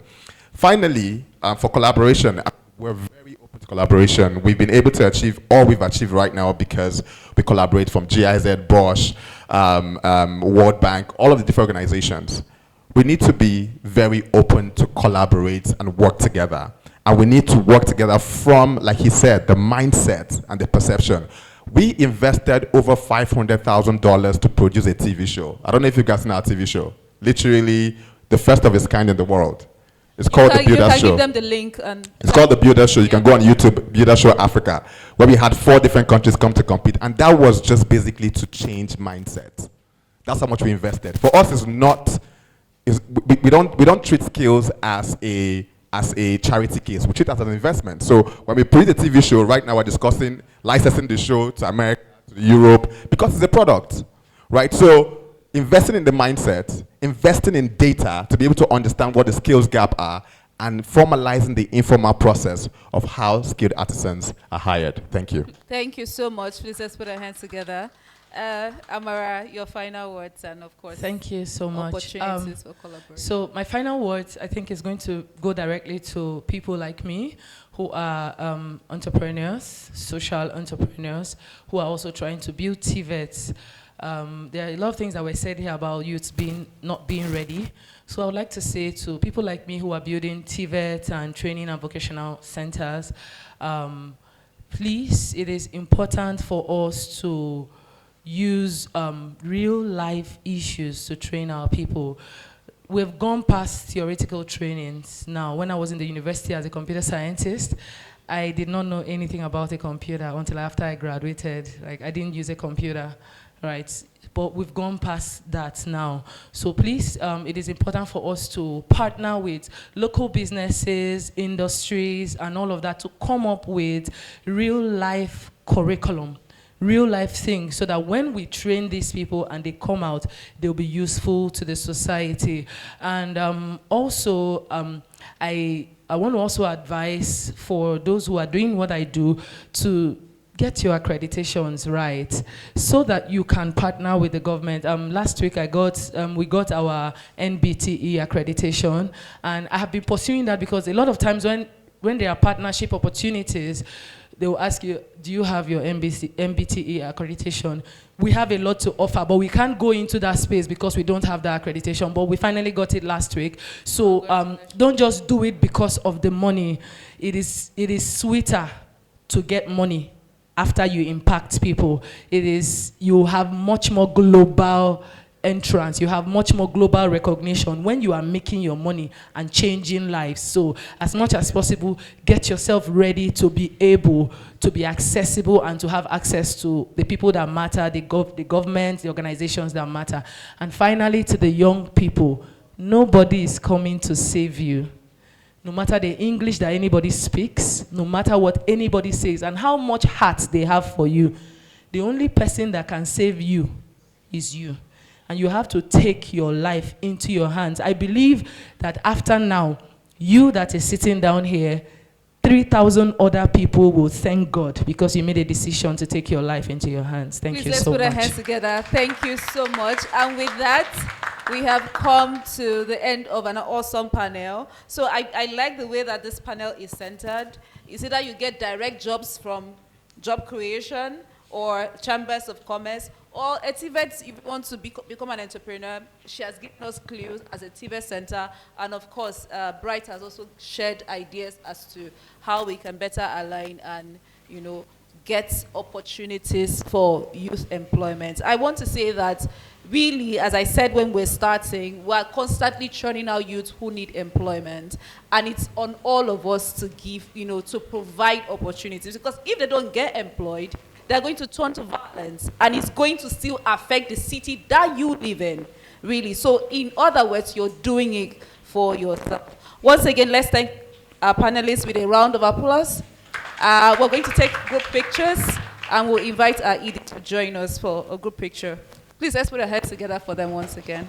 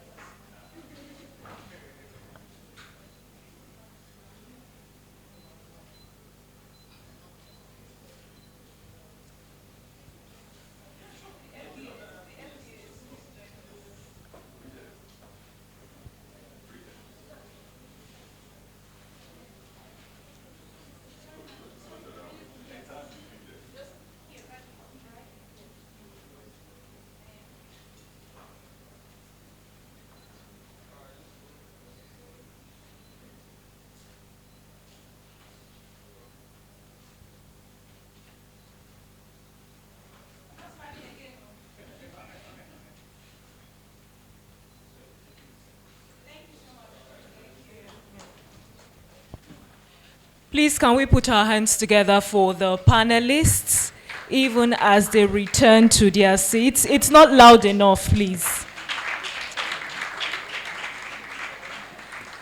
Thank you very much. If there's one thing, are we together? The hall is a bit rowdy. It's a bit rowdy, please. Can we do well to sit down for those of us standing?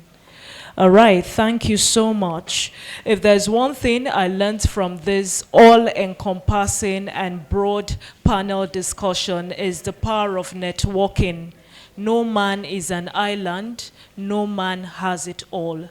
I need you and you need me, okay? You don't have it all, I don't have it all. But when you bring your resources and I bring my resources and then we get to harness all of them together, we find out that we build something greater than we would have built if we were individually, if we were different separately.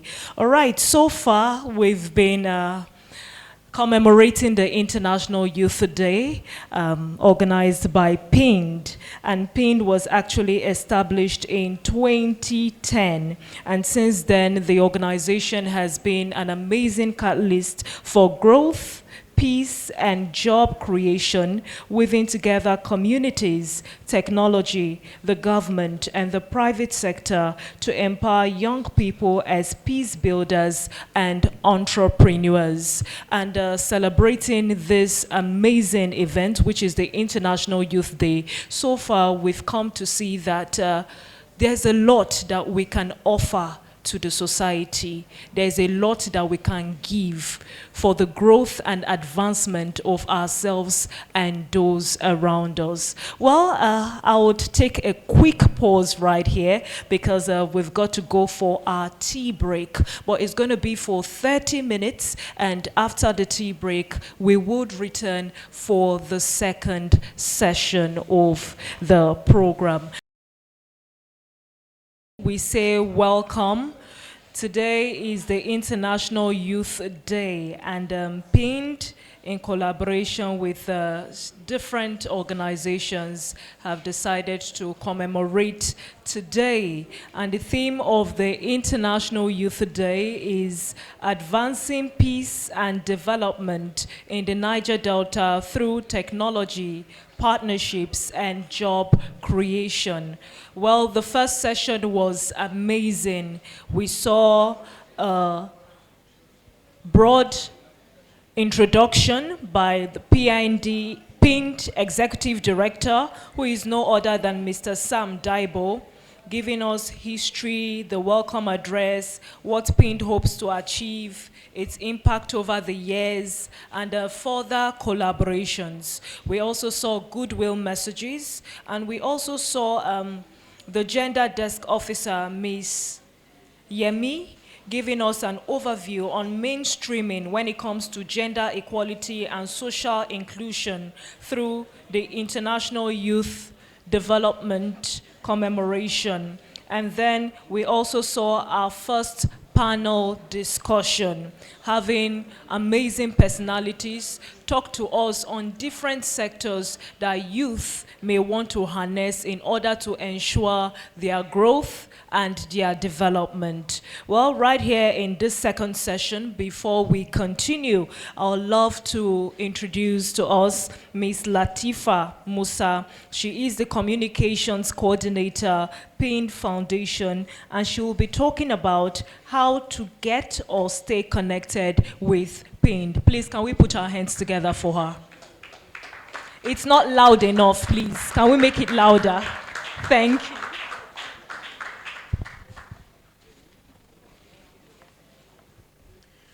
Good afternoon, everyone, and welcome. Okay, so my job here today is very simple. I want you all to stay connected with PIN Foundation. I want you to learn more about us. And luckily, the next session, we're going to be talking about our voices of impact. And how else can you get to hear about our voices of impact if you're not following us on social media, if you're not staying connected with us on our website, and if you're not subscribed to our YouTube channel? So if you are here and you're not following us, the handles are going to be on the screen shortly. All I want you to do is take out your cell phone, and I want you to follow us. And if you're at this event and you are posting about this event, tag us. I want to see your post. I want to see your lovely pictures. I want to see you using the hashtags, hashtag PIN Foundation, hashtag IYD 2025, and hashtag pinned YEP. That's pinned YEP. I want to see all those hashtags. Tag us. We want to share your stories. We want to see how much fun you had at this event. We also have a banner right outside there. So if you're here with your friends, your colleagues, you can go out, take some lovely pictures and tag us. But please stay connected with us on our social media handles, and stay connected with us by following us on, subscribing to our YouTube channel, and also checking out all of our latest stories, updates on our website. That's www.pinfoundation.org, www.pinfoundation.org. Thank you all so much, and continue to have a lovely event. Bye. All right, can we put our hands together once again for Ms. Latifa Musa? She is the Communications Coordinator for PIN Foundation.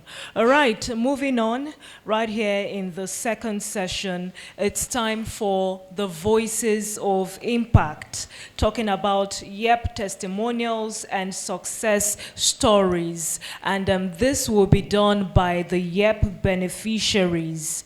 I'm talking about Faith Eboka, Olajumoke Motunrayo, and Chiemela Anosike. Please, can we put our hands together for them? And at the same time, I would like us to welcome Mr. Hanson Johnson, who is the CEO of the Start Innovation Hub. Please, can we welcome him?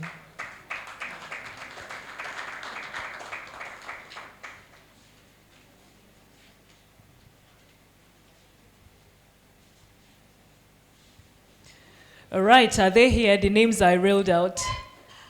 Welcome, welcome.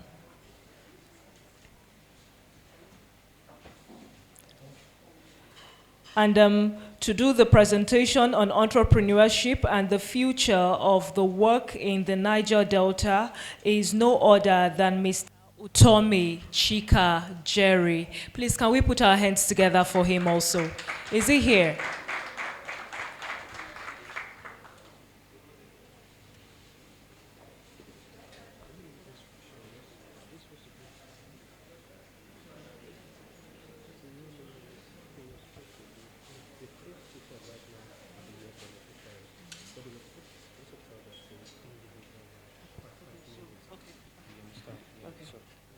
All right, so we'll begin with Faith Eboka. Like I said earlier, this has to do with a voice of impact, telling their own stories, their own personal stories, how they want to tell it, so that we learn a thing or two from it. So for each of you, you have 5 minutes to tell your story of impact. We'll begin with Faith Eboka. Thank you very much. Good afternoon, everyone. I am Dr. Faith Eboka, and I'm a digital marketer thanks to the partnership initiative in the Niger Delta through one of their implementing partners, Tech Solutions Limited. Okay, so like I said, I'm here to tell my story. I'm a writer. I've always been a writer, and I belonged to several freelance sites before 2020 when I actually underwent the program. So, okay, I should go.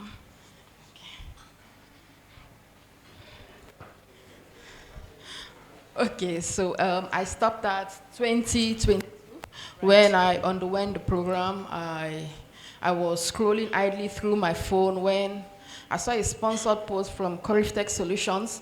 They advertise free physical trainings for digital marketing, graphic design, photography, and some other programs. But what caught my attention was digital marketing.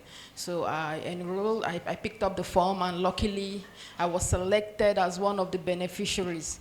During the course of the program, my primary goal was how to incorporate tech skills and how to scale my business. Despite the multiple degrees I had, I wasn't getting the visibility and growth I needed for my business. So I wanted to learn how to improve my social media strategy, content creation, and online advertising. So during the course of the program, I learned a lot actually. I learned about copywriting. I learned about how to write SEO, to optimize content. I learned about how to push and monitor ads on Facebook and Instagram, a whole lot of skills. But most importantly, I think it was the soft skills I learned: effective communication, problem-solving skills, adaptability, and the power of collaborative work. So after all of this training, it's little surprising that my Facebook page, which I created in 2020 to advertise my writing and editing business, actually grew because I transformed it into a hub. And at the moment, we have over 50,000 followers that are actively engaging with us and purchasing our writing and editing services. We also train people on ways they can become writers. We offer ghostwriting services, legal writing services, white paper, blog posts, and academic writing. I also sell digital courses online through sites like Seller and Flutterwave. Through all of this, we've been able to not just push ads, boost ads, and boost engagement, no, but actually we've been able to build trust, manage personalities, and create value for the society. And yes, I've also had academic gigs with the United Nations Polak Division, please. We wrote the book, The Economic History of Nigeria in the 19th and 20th century. We are also actively working on one now with the ECOWAS. We all know ECOWAS was founded in 1975. And this year is going to mark 50 years of its existence in its efforts to bridge unity and economic integration in West Africa. So we are putting together a fantastic book, an epoch-making book that is going to showcase the strengths, challenges, and also the unity progress that the ECOWAS have been able to make throughout the 50 years that they've been in existence. And yes, I was also part of the team that wrote the autobiography of our late President, Muhammadu Buhari. All of this we've been able to get through our online visibility and through the active recommendations of people that have engaged with us and have used our services over time. We've also had speaking roles at the Chartered Institute of Personnel Management, where I was given an award for my work, and I've been invited severally to the DBS to engage and actually instigate youths and tell them the benefits of tech, you know, beyond whatever field we've chosen. By the time we incorporate tech into this, we find that we actually become unstoppable. So yes, I want to sincerely thank PIND for this wonderful opportunity that they gave to the youths to be able to bring about growth and development in their life. I am happy to say that I left Corif Solutions not just as a digital marketer, but as someone with human skills that can transform these digital tools into something powerful. So thank you so much, PIND. Thank you everyone for listening to my story. Thank you. All right.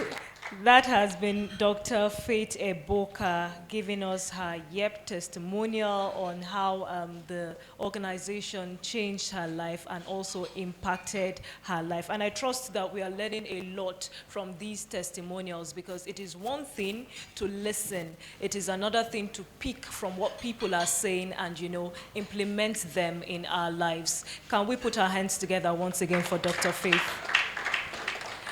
All right, moving on. The next person is Miss Olajumoke Motunrayo. Yes, please. Good afternoon, everybody. My name is Olajumoke Motunrayo. I am from Ogun State, and I'm a proud farmer. My life before PIND, when I served in Jos, and during that period of my life, I got a new experience from serving at Jos, because I noticed that majority of the people there, they had lands, but then you will see a man with a huge land just have a small portion where he builds his house, and then the rest he turns it into a farm. So somehow that experience stuck with me. And when I came back, it was during the COVID-19 era, so there was the lockdown. And I was actually looking for something to do because I studied human anatomy. And there was this evening I strolled with my friend to his mom's farm, and then I saw her layer farm, a poultry farm, and that was the first time in my life I ever experienced that phrase that says love at first sight, because I actually fell in love with what I saw. And immediately I told my dad that this is something I want to do, and somehow he just supported me, and I started. But I started without profound knowledge. I started learning from her. She was good at what she does, but I noticed that there was no proper structure, because majority of the times when people go into farming, they just think it's all about buying birds and feeding them, you know. So I knew that there was a whole lot. So there was a day I came across a fish farmer at the farm, and then he told me about the PIN program, and the first thing that caught my attention was that it was free, and I was like, oh, okay, this is something that I should, you know, do. So I went for the registration. Luckily for me, I was, you know, among the selected people to do the training. And then I started, and the training was intense. It was more than I ever imagined, because I didn't think that something that would be free would be this intense. And then it didn't just stop at the technical know-how to raise birds or fish or snails. There was the soft skills part where they talked about the SWOT analysis, they talked about record keeping, and prior to that, I had no knowledge about all of that. I just buy birds, you know, and raise them, feed them. Talked about economy of production. So there was a whole lot with the training, and it gave me a structure. It gave my business a structure, because initially I would just do things as I think it was right, but then the PIN program gave me a structure that I was able to build upon. And eventually, the Business Challenge Fund came, and I was a beneficiary of the grant, and I was able to move or scale up my business from 50 birds and about 60 snails as at that time to 200 birds. And, you know, I continued on that path. And as time went by, I moved from being a trainee to a trainer because the structure gave me an opportunity to be able to teach other people, and that gave me the opportunity to be able to monetize my knowledge. So I realized that, okay, it's not just about farming, I could actually also teach people how to do this properly. Because like I said before, it is not just about buying birds and feeding them or raising them. There is a proper way to do all of that. So I started monetizing my knowledge through the training program. So as of 2024, I was one of the trainers for the pinned, the 2024 business, the pinned, what's it called now? The, pardon me, but I was the trainer. So eventually, life went on, and now currently I'm in a space where I can handle a capacity of 4,000 layers, a capacity of 600 broilers, and also we also have crops, we also have goats, you know, so it's a whole lot, and it wouldn't have been possible if I didn't have the profound knowledge from the PID Foundation. And gradually,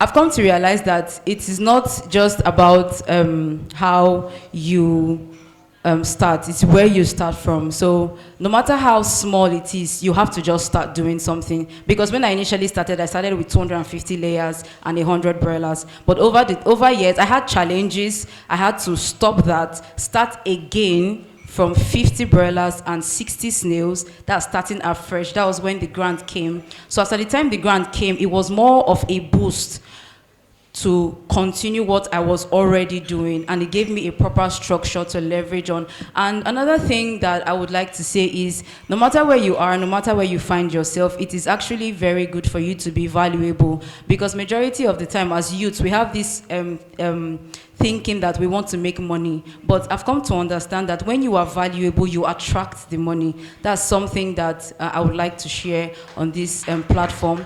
And I've been able to also attract people that have worked with me, partners that have, from nowhere, somebody from Facebook messaged me, gave me money to, like partnered with me to raise somebody that I have never met in my life. He met me once in Warri, and it was, you know, it was because of what I do and the way I post on my social media platform. He gave me money to raise broilers, and then we split percentage, and that has happened multiple times.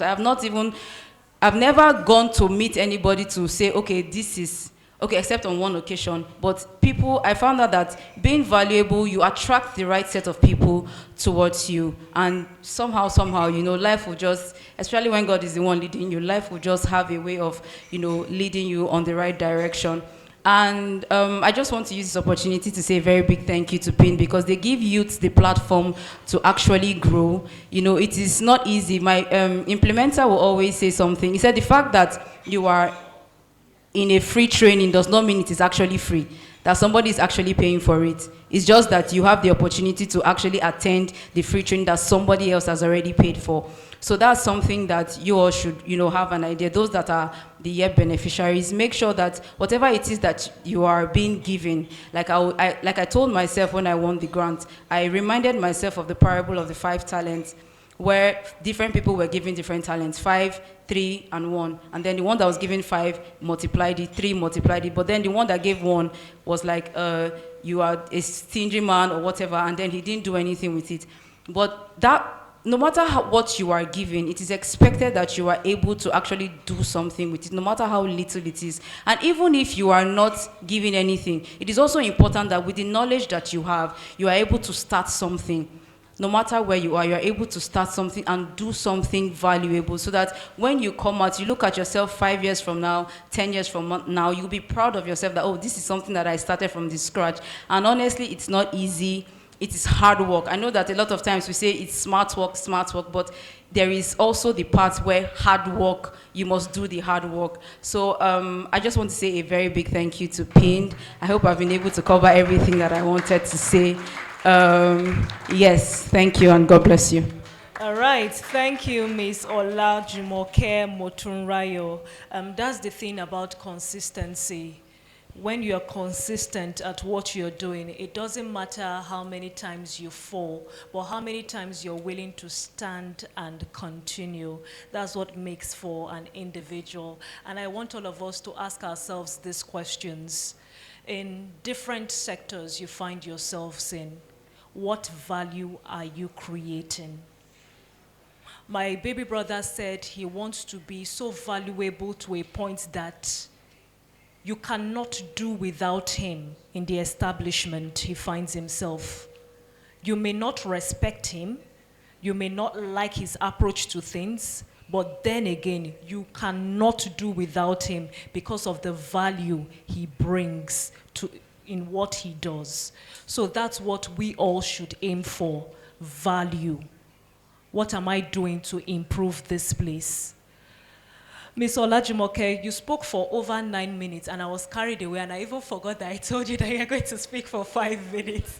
But well, we really learned a lot and it's so beautiful. Well done. The next person is Ms. Chiemela Anosike. Please, can we put our hands together for her? Thank you so much, and thank you, Pint, for having me again. Good afternoon, everyone. My name is Chiemela Anosike, and I came all the way from Aba, Abia State. I think it was just recently, Pint did a post on LinkedIn. My team saw it and said, at this point, she should just be an ambassador for Pint. And we will speak it into existence. So my Pint story has been one of a lot of, will I say surprises or shock when I share it, the look on people's faces. I run an engineering company, a solar company. I tell people I'm in the business of engineering. Thanks to Pint, I don't have a background in engineering. I have a background in social sciences. I studied public administration. And in 2019, I came across a Pint training just like everyone else in computer-aided manufacturing. And after the training, I started working with the organization that trained me, Clintonel Foundation in Aba.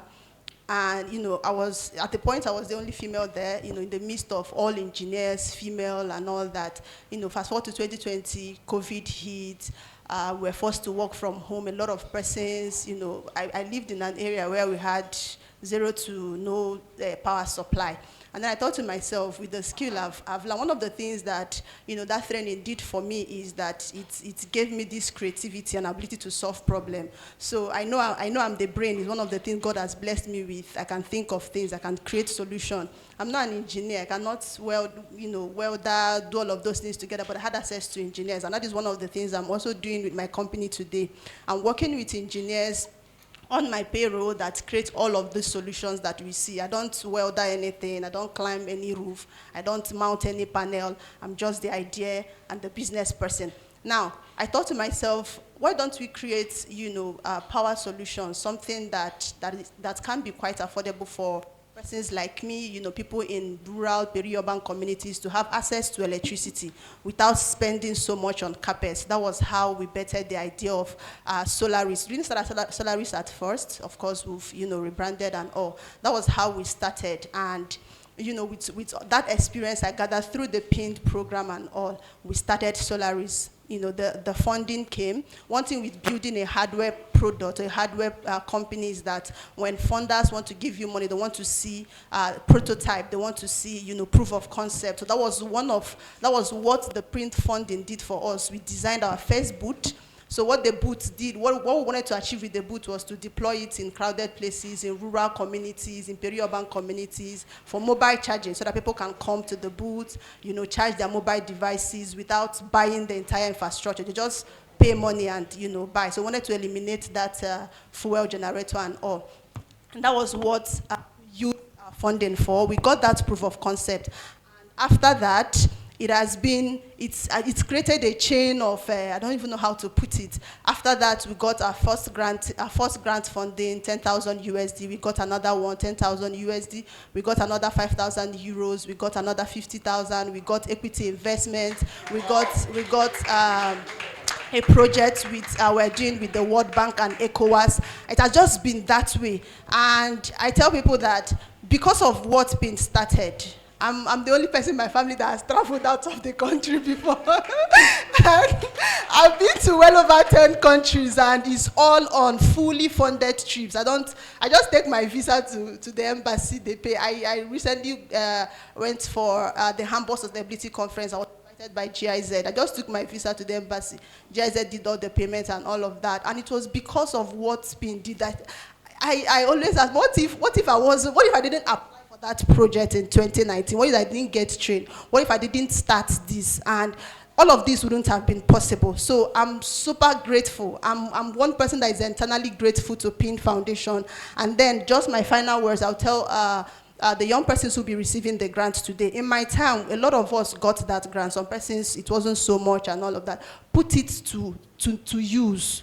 Look out for something. Opportunities, there are so much opportunities, a lot. I've not even started tapping into them. There are a lot. Whether you're looking for grants, debt, equity financing, there are a lot of opportunities. Just use this small one and start something. Get a proof of concept that people can invest in. Thank you so much. All right. And then I also came with some of my products. Of course, we've grown since then. From our first booth, we have some of our products. Last year, we started outsourcing to Chinese manufacturers. We were manufacturing in Nigeria, but then last year, because of cost and all that, we started outsourcing to Chinese manufacturers. We came with two of our products. We sell to distributors across Nigeria and all. Please, if you can bring them. Bring get them so everyone can see it. Yeah, so this is our Solaris Eco Pack. This is the Eco Mini. So you can get the actual products. It's for lighting. Oh, this is this. So it comes with a panel, a light bulb, 3 light bulbs. It has an FM, it has a Bluetooth, and all of that. So this is just for basic lighting. So these are a range of products amongst other products that we have. Thank you. All right. Thank you very much, Ms. Chiemela Anosike, talking about the power of creating solution, in the midst of lots and lots of problems in the society. Thank you so much. Please, before you go, I would like to crave the indulgence of the ED and Mr. Patrick to please come and take a group photograph with the beneficiaries, please. Can we put our hands together for them?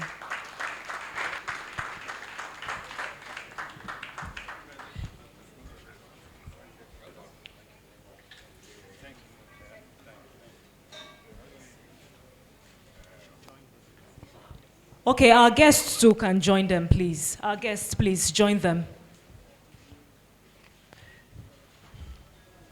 Thank you.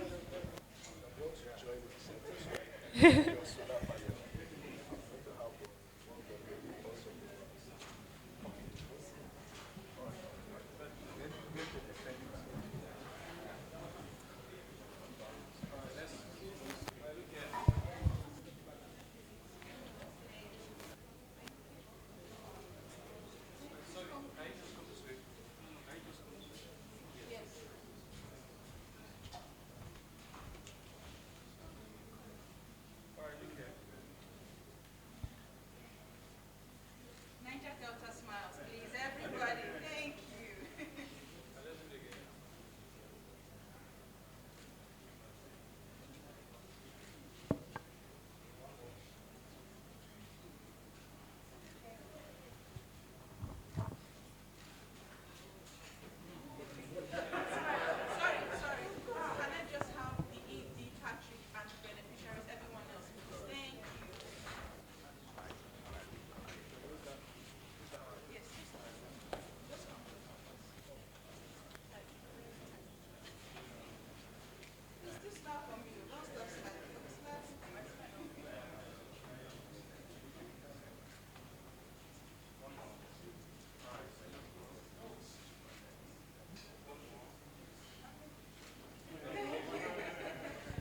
Thank you very much. Please, can we put our hands together for them once again?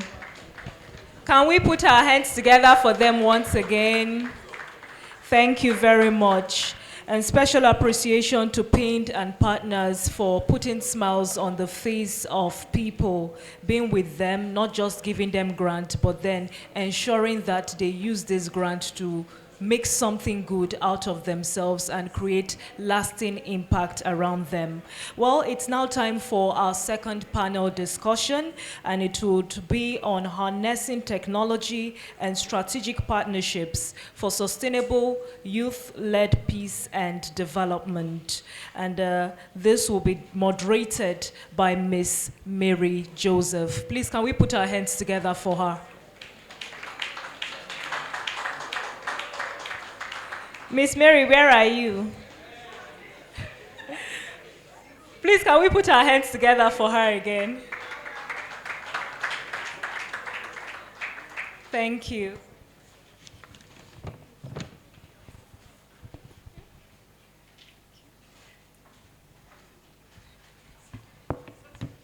Good afternoon, everyone. Happy International Youth Day. So please, I would like to say something, but please, I just need the youth in the house to just say, just wave something, because I'm seeing so many strong faces and I don't want to run away. All right, so good afternoon, everyone, and it's a pleasure to be here in front of you. I really appreciate the inspiring minds and hearts that are in one place here. My name is Mary Joseph, and I am the coordinator for ND-Link. And for us at ND-Link, we do not see ourselves as regional hub alone, a regional development hub. We see ourselves as bridges, that is connecting people, connecting minds, experiences, and ensuring that the ideas that emanate from the Niger Delta region are not static. They travel, they grow, and they create change. And today on this second panel, we would be having a very, very powerful panel discussion, and it's going to be centered around how youth are harnessing technology and strategic partnership for sustainable youth-led peace and development.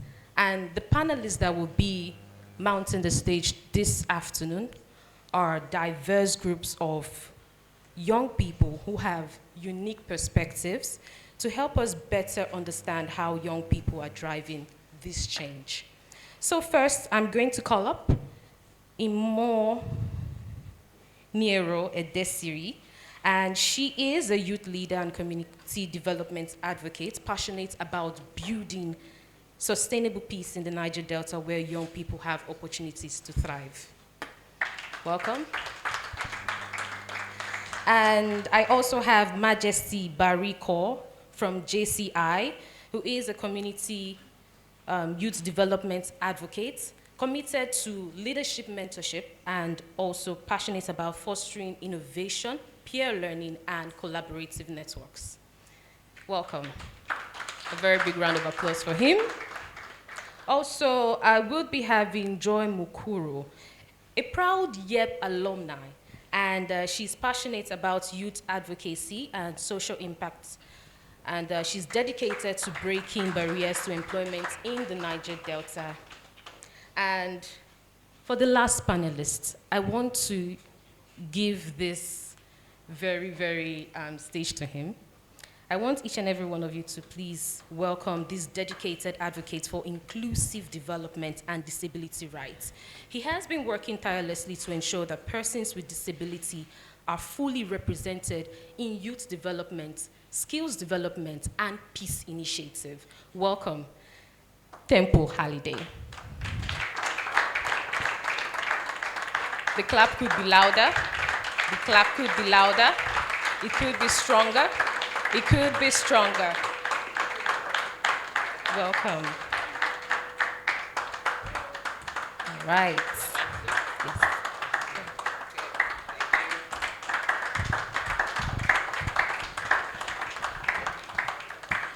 All right, so we know that times are changing, and with every change comes the opportunity to build something better. And for us in the Niger Delta, we would be having this inspiring conversation on this auspicious day, the International Youth Day, and we would listen to these amazing voices that I have here on my panel, sharing the future and also ensuring that peace and development is not only going to be maintained in this hall, it's going to travel along with us. So I will start with Adesiri, and this question would be for you. As a curator for Global Shapers, how has regional and international youth networks like yours contributed to scaling youth employment in the Niger Delta?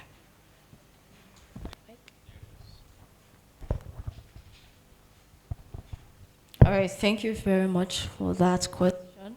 I would love to appreciate the PIND, the ED, and the team here. Okay, so my name is Edesiri. I hope you can all hear me very well. Okay, so I'm the curator, or otherwise you can say leader of Worry Hub Global Shapers. So a little bit background, so we all know where we're coming from. So Worry Hub is under the Global Shapers community that is existing in over 150 countries in the world. This is an initiative by young people that is driving change, dialogue across different cities in the world. And it is an initiative of the World Economic Forum.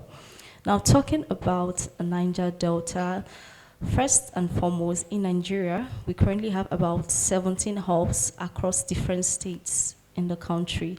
And specifically for the Niger Delta, we have currently about 5 hubs in states like Owerri, PH Hub, we have in Calabar, and of course, Benin. We have in Benin and in Warri. Now, talking about how we scale in terms of providing employment to young people. So for the past 2 years, we have had ICT projects being run by hubs in Warri, in Benin, and also in PH, in terms of we go to schools and we make these young people employment ready. We give them ICT and digital skills, give them the orientation of Google Space, the Google Workspace tools.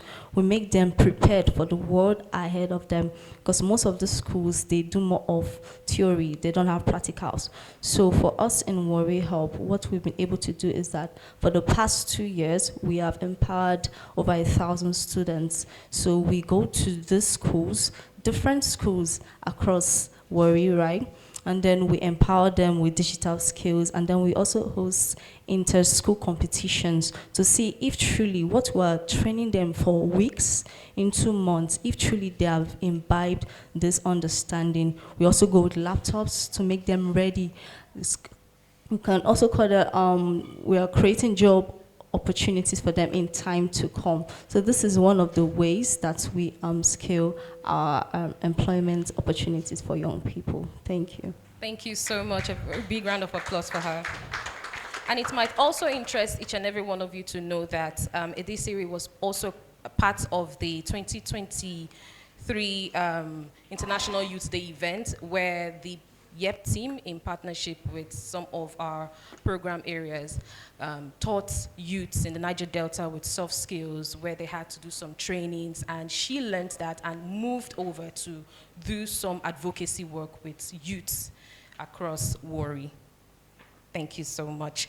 Also, I'll be heading straight to Majesty, and for your organization, JCI, what role do mentorship and peer learning play in youth development and also youth-led innovations? Okay. Thank you so much for that question. Special regards to the executive director here. My name is Majesty. I'm the president of JCI Guidance. JCI stands for Junior Chamber International. It's a global network of young leaders between the ages of 18 and 40 years. All right. So as time goes on, I will tell you more about JCI. But for your question, I just want to know how many persons here believe in mentorship? If you have a mentor, you believe in mentorship, let me see your hand. Good and fine. Thank you. Thank you. All right. So some persons don't believe in mentorship. They feel as if they can do it all alone without a mentor. Good and fine. We are not stopping you from doing your stuff. But one thing will always happen when you flop. They'll ask you, who do you consult? Yeah, who did you reach out to? So that's where the mentorship is very, very important. A mentor bridges the gap between your potential and your performance. So you have the potential, you want to carry out things, but you don't know how to implement it. That's why you have to consult a mentor. All right. So aside just being knowledgeable and having a mentor will also give you confidence. Also gives you confidence. A mentor will give you the platform. The partnership links you to to people, make you overcome challenges you may have encountered in the course of your leadership. All right, in JCI, we have what we call the immediate past president. That's the person that hand over to the next person. I'm the 2025 president, and I always work in tandem with my 2024 president because I know she has been there before. So whenever I have any impediment, I reach out to her. How are you able to navigate this? How did you do it? And she will give me the roadmap. That's it. Now, in the aspect of peer learning, yeah, peer learning complements mentorship because when youth learn from each other, it creates a culture of collaboration instead of competition, right? And when youth are busy building solutions, they will have no time for conflict. So I'll end by saying that, what do you call it, teamwork, trust, and shared responsibility is very important and is vital for the pace and innovation we need in the Niger Delta. Thank you. All right, thank you so much. But just to still stay with you, you talked about mentorship and also networking, but I would like to ask, what concrete steps has your organization taken to collaborate with other organizations across borders to ensure that they support youth and also foster youth-led innovations in the Niger Delta? Okay, just like I said, JCI is a global organization, and we don't just partner with only JCI. Just this year, I've partnered with more than 40 JCI and non-JCI organizations. And what we'll do is, like, currently we are running what we call Members Revitalization Program. It's specifically for members in JCI, a mentorship program actually. So we link them with leaders that have been in this position before now, because most of them are new. So I have to tailor it to people that were inducted between 2023 and 2025, which are still Gen Zs in the JCI. So those have been there 10 years, 15 years ago. We link them together. We didn't just do it. We have to create a data. We have to create a form to help us know the area of the focus of each of the mentors and the mentees. And so this helps us in being able to match the mentor and mentee together. Thank you. All right, thank you so much. And I'm sure you've listened and you'll see that ND-Link strategically chose these people because they're actually bridge builders. They're not bridge breakers. And you see that youths are actually taking steps to refine their future. So I would be moving over to our YEP alumni, Joy Mukuro. And over the years, we've heard so many things about youth unemployability, youth restiveness, and all of that, that youths are not being engaged. But there are indeed some barriers. But to you, what are the main barriers that prevent youth from accessing employment or job readiness trainings in the Niger Delta? Okay, thank you very much. Good afternoon, everyone. My name is Joy Mukoro, and I am a YEP alumni. Sometime 2 years ago, June 13th to be precise, I was in Warri as a beneficiary of the Youth Employment Program. Yes, so moving to your question, in my experience, I think the biggest challenges are not just about the absence of jobs, but about the absence of access. So we are talking about access to quality training, digital tools, and the networks that connect young people to real opportunities. So, for example, some young people in the Niger Delta, they lack exposure to modern market-relevant skills because of poor infrastructure and inadequate vocational centers, especially in the rural communities. And sometimes, even when some of these programs exist, some of the youths experience they don't have the facility or the financial capability to meet up with these trainings, and that is where programs like PIND come into play. Yes. Thank you very much. Indeed, organizations like the Foundation for Partnership Initiative in the Niger Delta, PIND, has consistently for the last 15 years been able to curb these challenges. And we would also reach out to all other organizations in the Niger Delta to take from the footsteps, to tap in from what PIND is actually doing, because through their Youth Employment Pathways project, they actually do a lot of things. So they don't also train, they actually retrain people, link them to mentors, like JCI Majesty also said. You link them to mentors and also ensure that these youth are job ready, ever ready for the market world, and also support them with grants, which is the resources. And that is why we are here today, to actually celebrate the awardees of the grants today. So I'll head straight to Temple Holiday, and we'll be talking about peace. Now, Temple, how can youth employment programs be intentionally designed to include and empower persons with disability, ensuring equitable access to skills development and job placement, and also to ensure that these persons are champions of peace? Yeah, so thank you first and foremost for having me. And when I heard that I will be traveling all the way from Bonny Island by myself to Delta State, I just knew that, yeah, this is what we have to do. Of course, we have to take these steps. Yeah, we've been talking about what we should do, what we should do, what we should do, what we should do.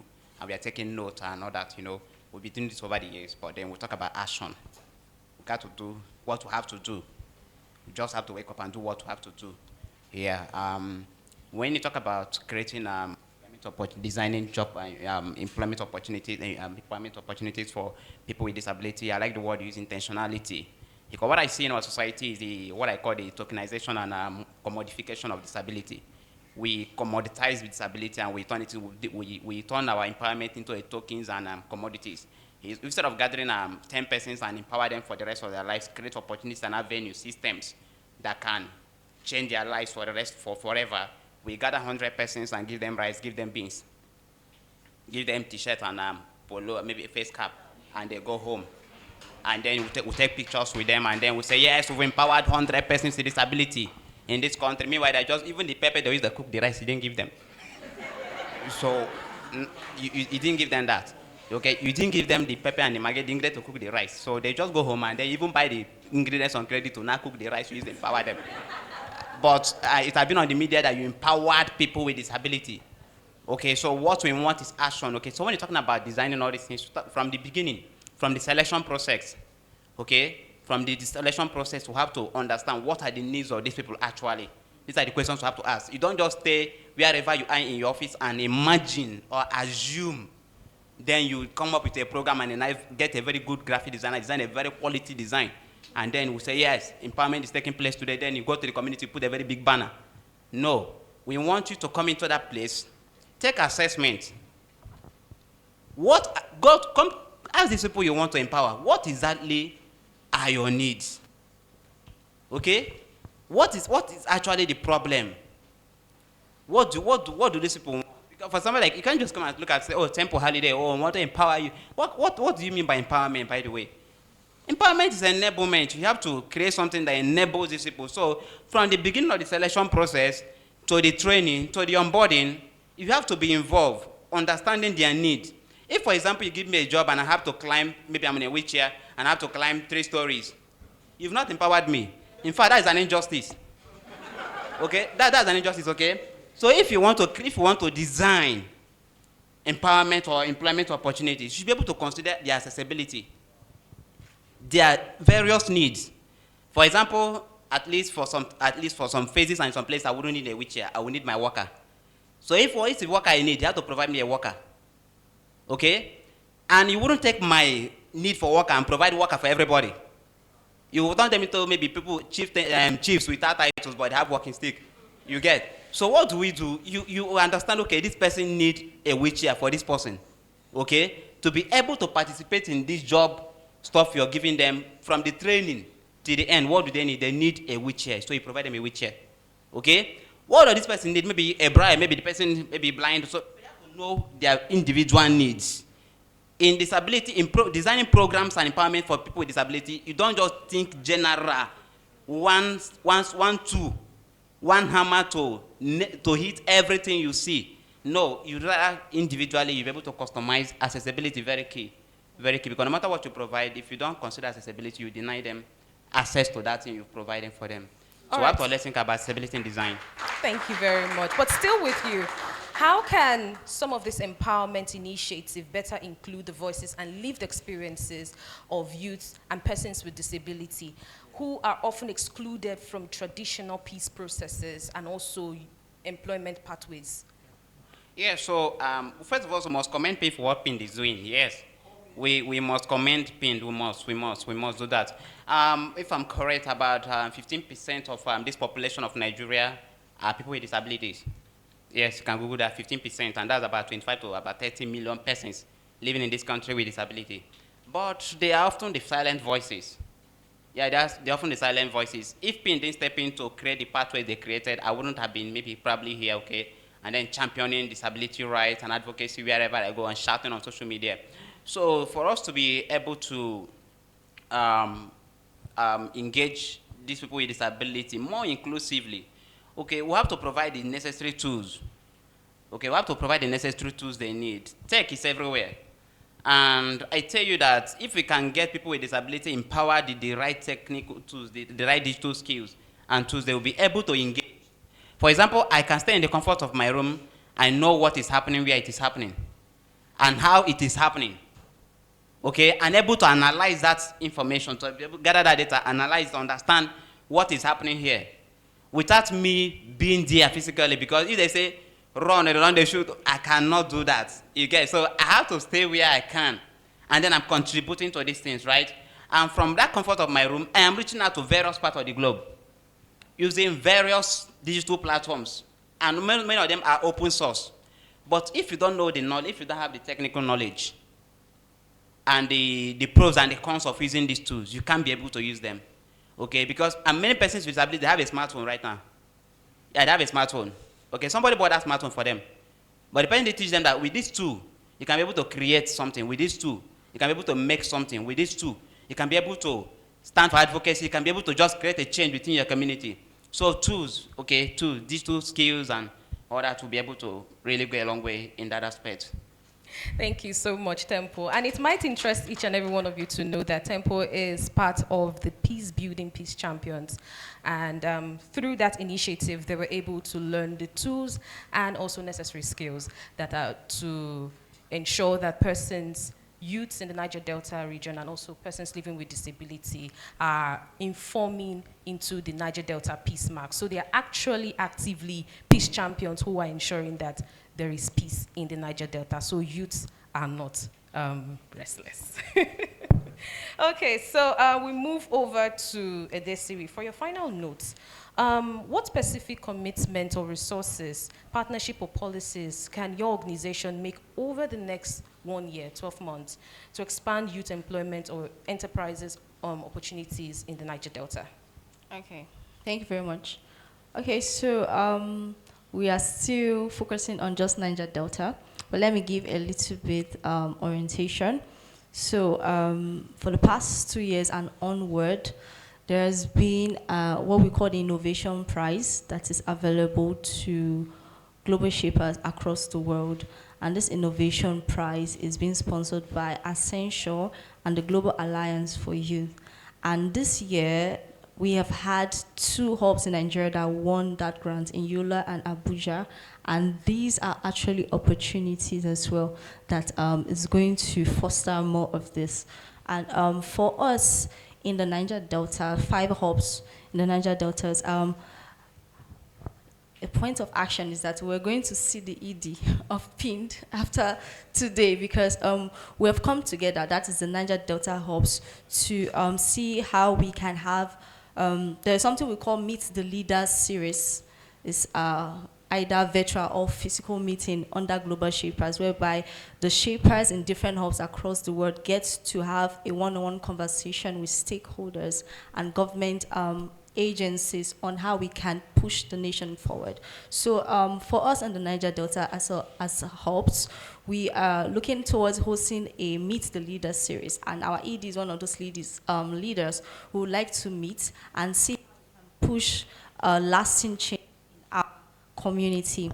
And aside that as well, there is a culture in Global Shapers. We don't just do one-off programs. We don't just show up, do a thing, snap pictures, paparazzi, and go home. We believe in continuity. So for the ICT I mentioned, it is part and core of what we do. So under Global Shapers, we have thematic areas. And ICT is one of it. Reskill for the future is one of it. So in terms of what we're going to do for the next 1 year is continuity. We already have what is engineered into our system. ICT projects, the one you also mentioned, 2023, where we partner with PIND to organize that 3 days solar installation, plastic to wealth program in Warri. These kinds of initiatives, like last year, we also partnered with my own organization where we train children on how to turn waste items into interior decor, and this year we are hosting the second edition. So yes, for the next 1 year, we look at accelerating what we've been doing so far, and of course, continuing our partnerships like with PIND and a number of us here. We are very much open. You can look for us on social media, Global Shapers, Warri Hub. There is a hub in your city. If you are here, you can reach out so that for the next 1 year, we can amplify our voices and do much more. And also for the Global Shapers, we have online social media platforms. Okay, so we have like Facebook and the rest. But as far as you are connected to Global Shapers community, we have what we call the forum spaces. It's like our own kind of social media. And there, hubs, we have about over 20,000 Global Shapers across the world. And on forum spaces, you get to see works of other hubs across the world. What are they doing? It becomes a community. What is your own hub in the entire globe doing towards pushing for change in the global space? Thank you very much. Will you give her a round of applause? Thank you so much. And also, I'll be heading straight down to Joy Mukuro. Finally, when we talk about youth employment and for you as a YEP alumni, what would be your advice to beneficiaries from the YEP Grants Fund and also some of the YEP beneficiaries? What would be your advice to them to act as multipliers for peace in their community? Okay, thank you very much. Beneficiaries like us can become role models in our society by when we pass on our skills to our fellow beneficiaries and people under us and create honest living.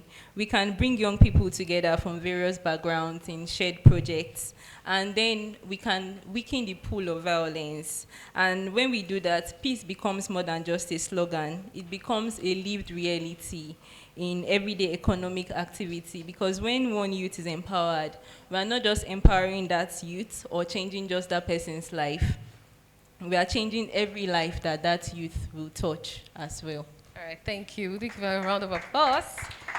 And Temple, how can peace building and tech-driven initiatives ensure that local champions collaborate with global organizations to strengthen cross-border learning? Yeah, so the first two key things there is that we have the local, we have the global. So we must start local, we must have something happening at the local level first and foremost before something can happen at the global level. And then when we talk about the Sustainable Development Goals, SDG 16 is for peace building. And for us to achieve that, we have to localize it, okay? That's where the local champions comes in. And what we have working, the system we have with PIN, the PIN and peace champions, is actually a key system that needs to be kind of elaborated on, supported, expanded, and okay, so we can even have beyond the 90 we usually have every year, we can have even more, okay, because this is quite effective now. Using just basic technology, not advanced technology, because when we talk about technology, we begin to imagine robotics, you know, those are very key. Well, yeah, very cool, but we think about big stuff, but no, just little technology, low bandwidth, offline technology.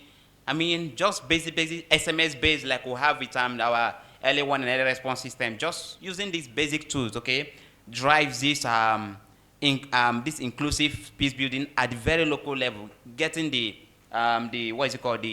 local champions involved in achieving the overall global goal. Okay, when these local champions in their various communities are contributing from their little devices, not heavy duty, not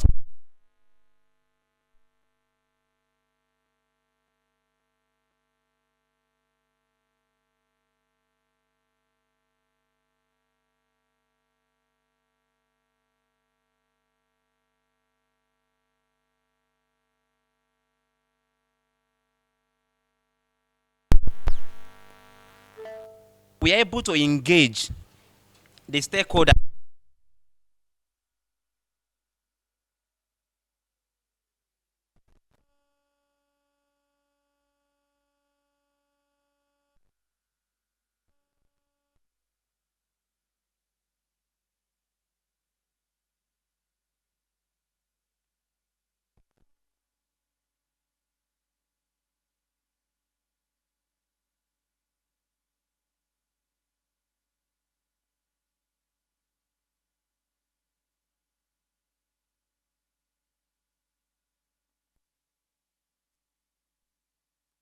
we cannot change our communities and our local environment from the global space, from US, from America, from wherever, okay? Whatever change we have to make in our communities will have to be done locally. We have the local solutions to our local problems, and we can create those solutions and we solve those problems locally right here, and that includes just we, by ourselves, understanding our problems and creating our solutions by ourselves and just getting our community moving for us, by us.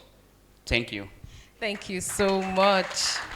And finally, Majesty, do you think youths are ready to actually foster sustainable peace through technology and innovation? Absolutely, yes. All right, so in JCI, we have what we call the 4 areas of opportunity. And I mentioned earlier that I'll be saying briefly on what JCI do. The first is personal development, which is the first area. And for you as a member of JCI, you are intentional about developing yourself. And when youth graduate from university, or even at university level, because you also have JCI in university, they want to join organizations that can develop them individually. So we have to focus on programs that can develop individuals. And in the course of fostering peace, we have JCI in all over Nigeria, and then you have it in over 120 countries. And I can tell you right here that if you need 500 youths tomorrow, you can get it from JCI network. You just to call the president of each local chapters, and they'll give you the youths immediately. So we can on JCI network and get these youths as peace advocates.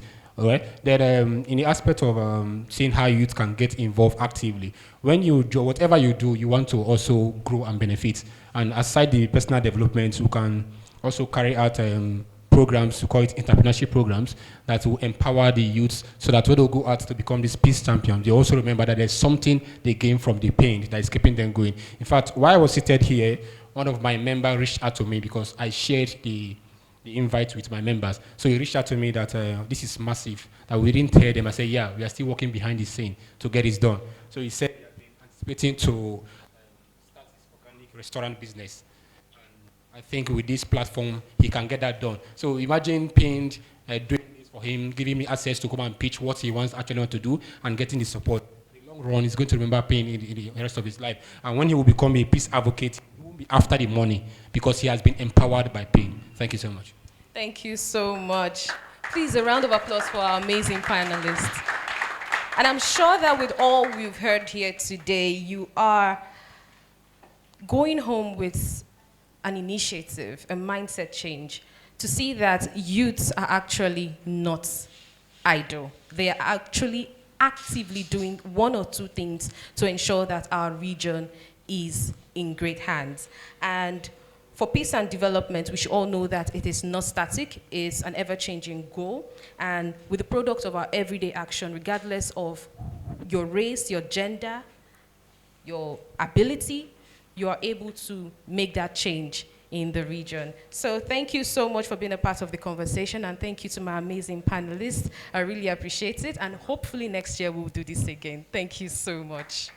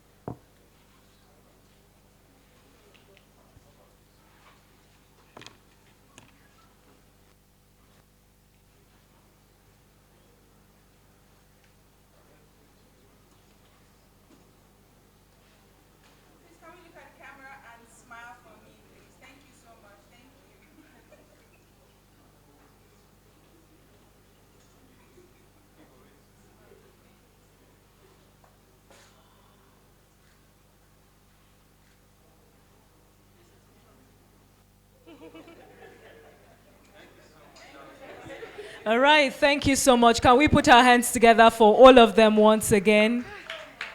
Make it louder. Thank you so much. Thank you so much. We just had our second panel discussion bordering on harnessing technology and strategic partnerships for sustainable youth-led peace and development. And that segment was moderated by Mary Joseph. Hello? Hello? Hello? Okay, it's a bit lively now. Thank you so much. So the next thing we are going to be doing right now is YEP Implementing Partners presentation. And we will begin with Mr. Hansen Johnson. He is the CEO of Start Innovation Hub. Can we put our hands together for him? All right, Mr. Hansen, let's not do African time. You just have 10 minutes. How about that? All right, thank you. 10 minutes. Thank you so much. Thank you very much. Good afternoon, everyone. Thank you to PIND for hosting us in Asaba. Mr. Patrick, DG, or ED, sorry. So I'm from Start Innovation Hub. We have been PIND partners since 2018. I was sitting in my office in New York, Kwabum State in the Ibom E Library. Mr. Patrick and other people came in. I didn't know them from anywhere. Started asking questions. I asked them where they're from. They said they're from PIND, that they are carrying out a research, scoping to know what programs they can support in the Niger Delta region across ICT, aquaculture, construction, and others. So in 2018, after that, we contributed our own, we answered the questions they asked us, and after that, in 2018, we saw someone forwarded a call for proposal, and we applied, and it was successful, and we started paying. But before that, while growing up, everything I wanted was in Lagos, and I had no one in Lagos to stay with for IT, for training, and I felt there are a couple of other young people like me who are talented, but they don't have access to opportunities. So, and it was caring how to start. So when I got into the university and graduated, I learned how to code.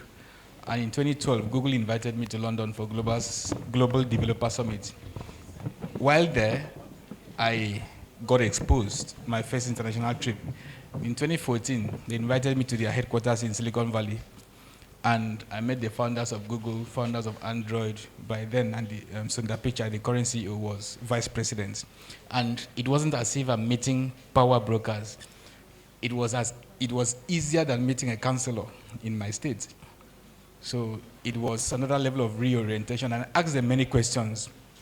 This is where I showed them where I want to be. I went there with a presentation. And it's so difficult. In fact, it's impossible for me to get there.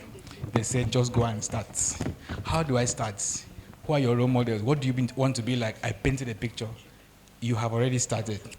When I came back to Nigeria, I incorporated a company called Start Innovation Hub. Why? Because I was looking for every encouragement to start. So the starts had to be embedded in the name. So we are a tech hub. We fuel entrepreneurship. We support digital skills programs and startup incubation. So when we started, we did not have talent. And while in Silicon Valley, Google told me that talent is scarce globally. So I digged up some data, and I discovered then that US graduates about 144,000 ICT-related graduates every year, but the jobs available are 500,000 jobs. So where will they come from? I just came back from Germany. Germany has 10% of youthful population only. You will not see young people like here. This is luxury. What we have in this hall is luxury in Germany. You see old people, you enter office, you see a German, the owner of the office, and every other person are young people from outside of Germany. 10%. Then they told me that I interfaced with some people in government. They said that over 60% of their workforce will retire in the next 10 to 15 years. So there is a problem. So where will the talents come from? We are training them in YEP. So we are empowering startups through expert guidance, cutting-edge resources, and vibrant community. And our pillars, innovation, empowerment, community. I won't waste time here. We've been working with PIN since 2014. And just like one of the ladies here that sat here, I think they are Greek, the farmer girl that does, what's your name? What have you learned from PIND? Yes, what has PIND partnership encouraged you to do that you did not used to do? My story, structure, and that structure brought every other partnership that we needed. We knew how to do the work, we did not have the structure. PIND forced us to be structured. Please, you are blocking the... So that structure from PIND has brought in partnership with UNDP, partnership with federal governments, with NIDA, with Federal Ministry of Communications Technology, with World Bank, with state government, with Akisan people in the US. And while I was sitting in this hall, I just chatted with someone that says he had been seeing your work with PIND. Who is PIND? I told them, okay, I want you to replicate that model with people from my village. Let's start with 2. I sent him a bill of 10 million naira. He approved 3.9 million. It's in my WhatsApp. He has not paid. He said I should send him MOU. So when I come down from this stage, I'm sending the head of training, the whatever to. So I asked him that what I have learned from people that are doing business in Lagos is that they are big in the media, and we don't have media publicity. They are big on partnerships. So on this stage, would PIND want to also partner? Would PIND want to partner? Is it possible for him to partner with PIND and make this more sustainable? I would want to also facilitate this conversation. He's in Netherlands, and I think he's a lecturer there. So there are plenty other opportunities that can fuel even talent migration to Europe, etc. So wherever we go, even inside church, we sign MOU because we are structured. So Project Create is what we call the program from 2018. We've done Project Create 1.0. If it happens the same year, 1.1. Next year, 2.0. If it happens again, 2.1. We are currently at 6.0. And 6.1 is about it has started. 6.1 has started. So Project Create has been happening. What's Project Create? It's a job guaranteed, I stress job guaranteed ICT training program. The people that don't want to get jobs, we support them to acquire business development skills and start business, and we support them with access to funding. Then currently we are working with UNDP on the Nigeria Jubilee Fellows Program.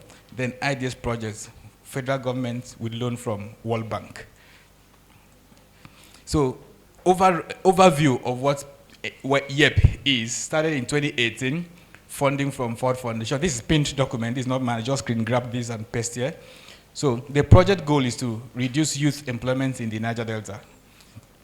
Objective, develop models of job readiness or workforce development to provide marginalized young men and women in the Niger Delta the opportunity to secure sustainable jobs through quality training that prepares them, etc. I am sure she has forgotten that she gave me 10 minutes. So, next. Intervention sectors. I am in the ICT, but there's construction, there's agriculture, etc. Services. Implementation process, supply slide, demands, dissemination, monitoring, and evaluation. This monitoring and evaluation has not always been a smiling point because you have to show that you did the work. The model is evidence-led and demand-driven, multiple pathways, competency-focused. Some of the programs we've implemented, DAFIM, with support from Innovation Support Network, and we have supported 13 startups to grow, created 157 jobs only within this startup support system. Ecosystem development training, we work with Facebook, Google, etc. We've worked with, in the Niger Delta, we've done something with PIND. In Edo State Government, we designed the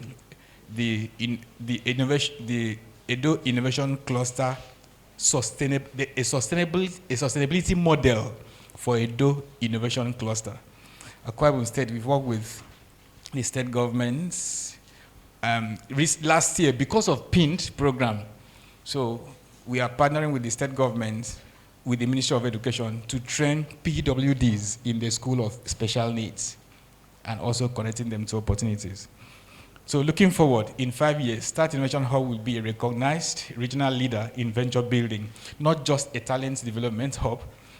We spent our first decade nurturing the tech ecosystem and training thousands of talented individuals. That was the problem we faced. We would have gone out of business because there were no talent to work with. So since we made that program, we decided to solve it, and we have solved amazing success stories. Young people from our programs that are even students in the university or fresh graduates are earning as much as a minimum of $2,000 per month. We have people earning $6,000, even $10,000, and PINT facilitated this.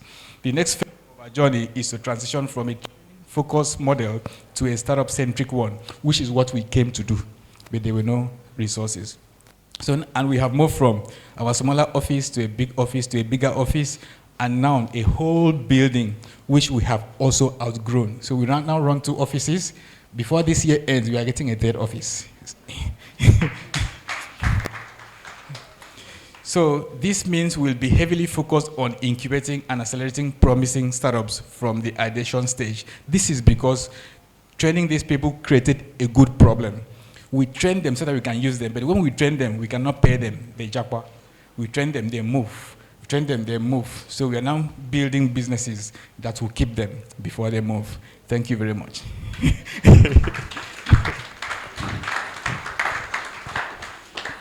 All right, can we put our hands together for him once again?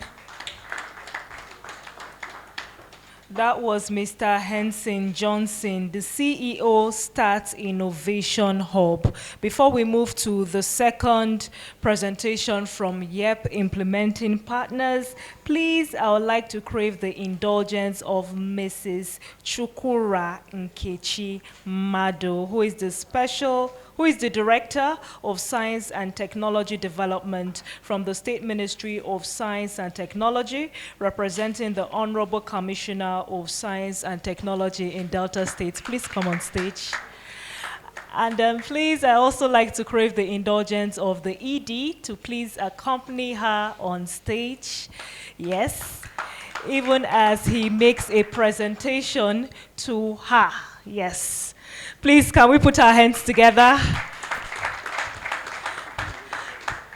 So this presentation is a way of acknowledging the selfless efforts of the Ministry of Science and Technology in supporting PINT and partners, even as we hope for better future collaborations. In the meantime, we say thank you, but like Oliver Twist, we are asking and expecting more. Thank you so much. Can we put our hands together for her once again? All right, thank you. Oh, Mr. Patrick, please should join them. Yes, please. Thank you.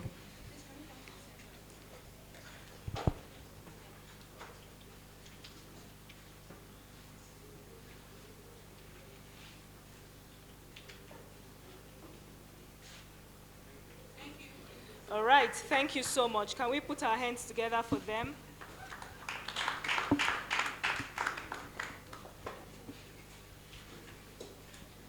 Okay, the second presentation is going to be done by no other than Mr. Utomi Chika Jerry. He is the Digital Growth Specialist from Corif Tech Solutions Limited, and he is the co-founder of Craft 360 Technologies. Please, can we put our hands together for him? So, Mr. Jerry, you have 10 minutes. Let's not do African time. 10 minutes, 10 minutes. Thank you so much. And I hope you forget to. Hello. So, I'll do a background about Corif Tech Solutions Limited. Although I was given a topic to speak on the future of work in the Niger Delta, right? But I'll do a background about Corif Tech Solutions Limited. Because you are actually in Asaba, and this is our home, and we say welcome. And I would also take just a few minutes to say a very big thank you to Madam Chukura, our mother. I'm not going to sing our Mama Bidis. So the reason why I would actually do this is because Madam Chukura would always be that person in the Ministry of Science and Tech that you drop any letter, no matter how long that letter is, 2-page, 15-page, she will sit down with you, review it, and say, don't worry, I'll push it for you. And it will get to the government, and we'll get results. And every single time we hold events, like when they call, they say, somebody, when we were preparing for this program, and they said, oh, we need somebody from the Ministry of Science and Tech. I said, don't worry, Madam Chukura would come. And I'm glad that you're here today. Thank you for always answering us. Thank you for always being with us. You would not fail, you will not fall, you will not falter. Yeah. So my name is Utomi Chika Jeremiah. I'm Digital Growth Associate at Corefitech Solutions Limited. And I just want to give you a background of Corefitech Solutions Limited, a company that was established in 2017. And we had a very slow start to our growth, because of we had mentors that ran away. Yes, because when we came into Asaba in 2017, people like Madam Shukura and the rest, they knew what was happening at the Innovation Hub. And we had lots of persons at the Innovation Hub that were supposed to stand and guide us. But then they told us, Asaba, Delta State, you better go. Nothing is happening here. And that was the truth. Because when you get to places like ShopRite, yeah, you would see people telling you, in fact, there was a staff of mine that they told something. They told her, she said, you can make money in this tech. They asked her, they said, where the car where you carry come? And she said, I don't get car. They said, yeah, jump over the sea and just go and die. Because I don't know why you're telling me to come into tech and make money when you don't have money. And she just came, she started crying. I just held her like this. I said, don't worry, we'll make this money. Yeah, and even then I didn't have the money.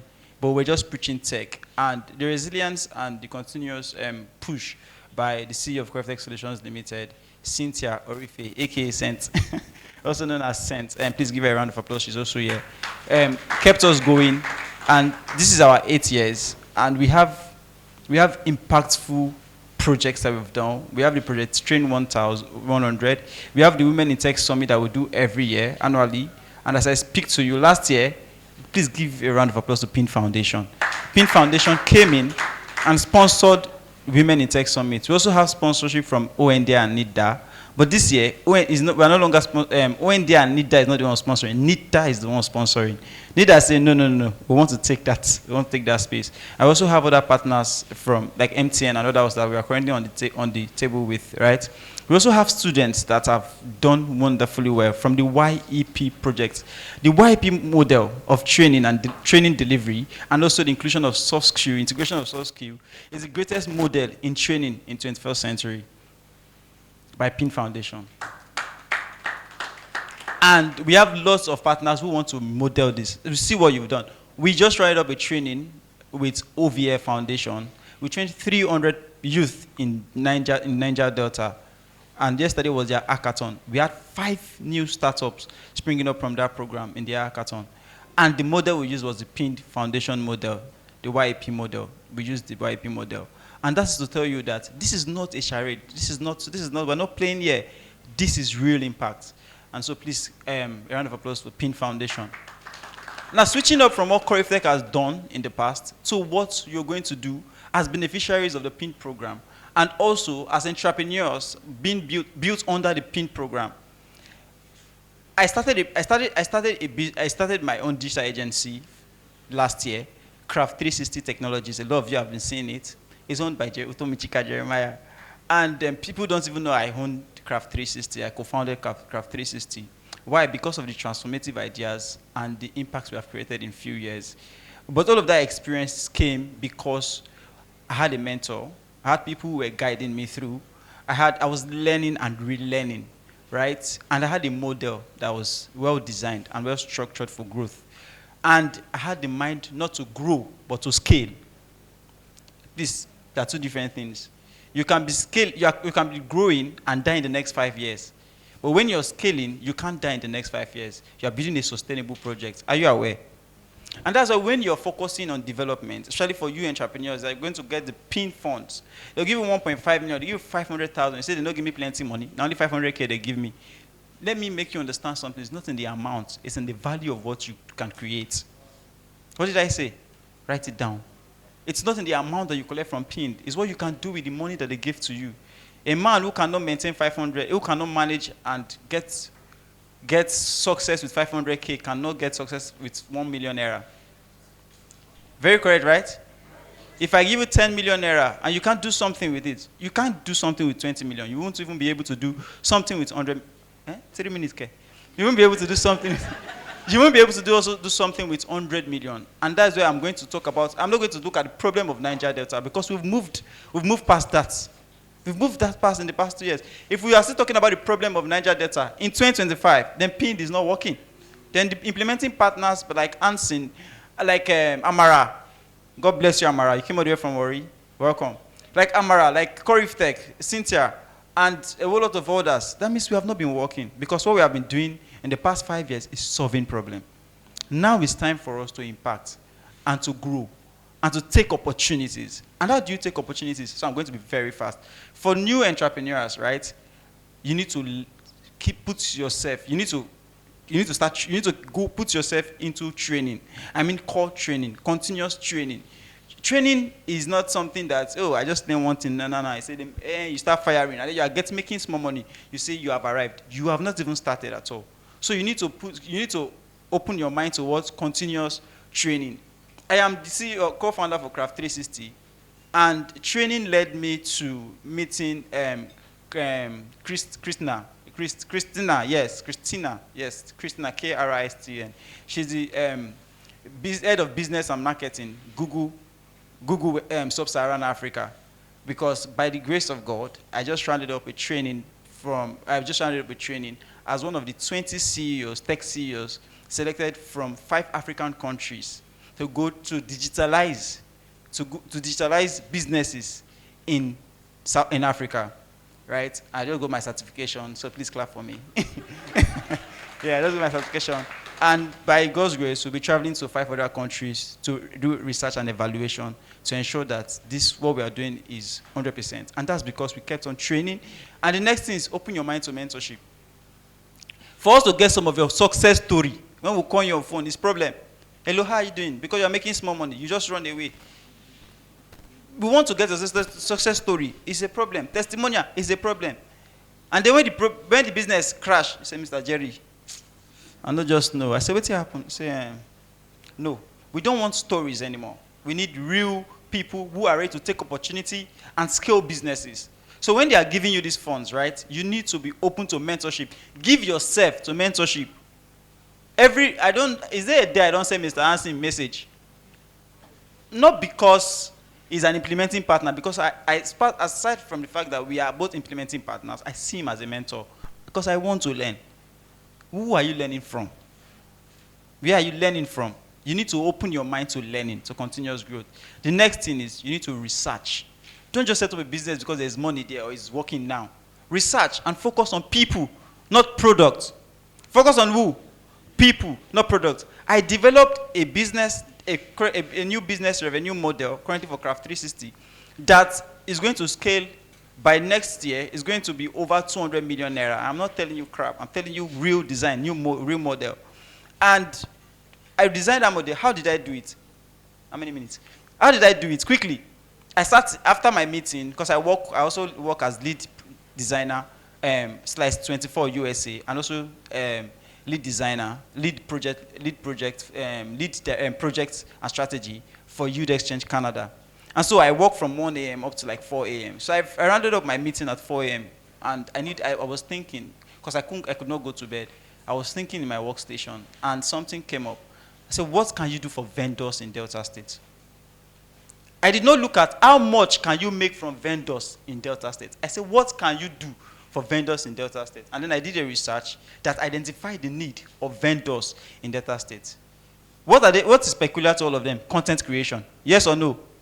And then I designed a course, AI and content creation. And then I called the model would need me to get all vendors supporting vendors. That's vendors affiliates. And then I got vendors affiliates that pioneered the marketing of this training. And at Spring Hills Hall, we had over 150 persons that paid to partake in that program. And just this morning, myself and Mr. Ansin, upstairs in his hotel room, we have remodeled that design And in January, we are going to be on tour to 5 cities in South-South. In 5 cities in South-South. And that's why I tell you it's going to move from what? 10 million, 20 million to what? To a 200 million business model. And that's how you can scale your own business. Have a process plan from 15 naira to 1 million. And you're going to make it happen. But make sure you're talking to the right people. You're learning from the right people. Ensure that you're not just growing a business, that you are scaling a business. Because when you are scaling a business, you are growing for success. Thank you so much. My name is Utomi Chika Jeremiah, and it's so nice to see you. Please don't go. Please don't go. Please come back. Mr. Henson, please join him. Mr. Patrick and ED, please. Can you also join us for a group photograph right here? Yes, all of us, please. Yes. Yes, good, awesome.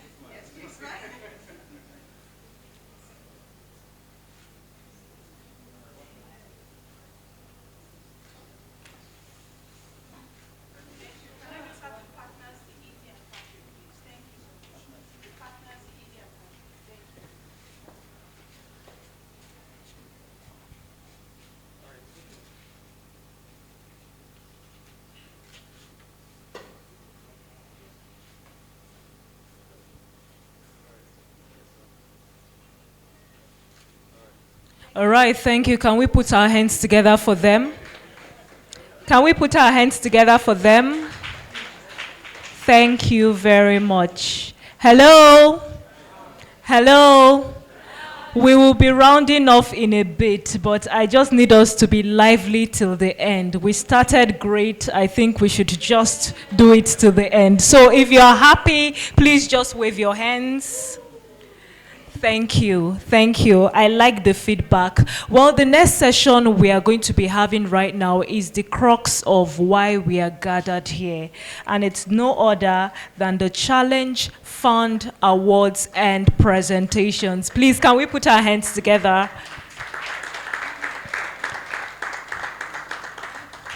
Well, right here in this segment, we will be presenting grants to people who pitched their businesses. Yes, totaling a number of 65 people who are present here, and some are online. So summarily, they'll be getting a total of 45 million naira. Well, to do justice, yes.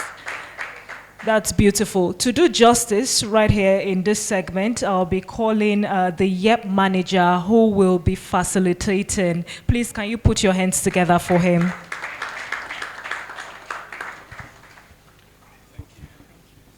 Thank you so much. You guys are doing very wonderful jobs. All the speakers, or most of the speakers, have spoken a lot about the Challenge Fund.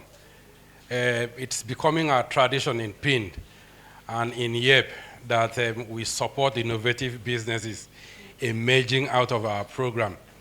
So this year, we put out a call.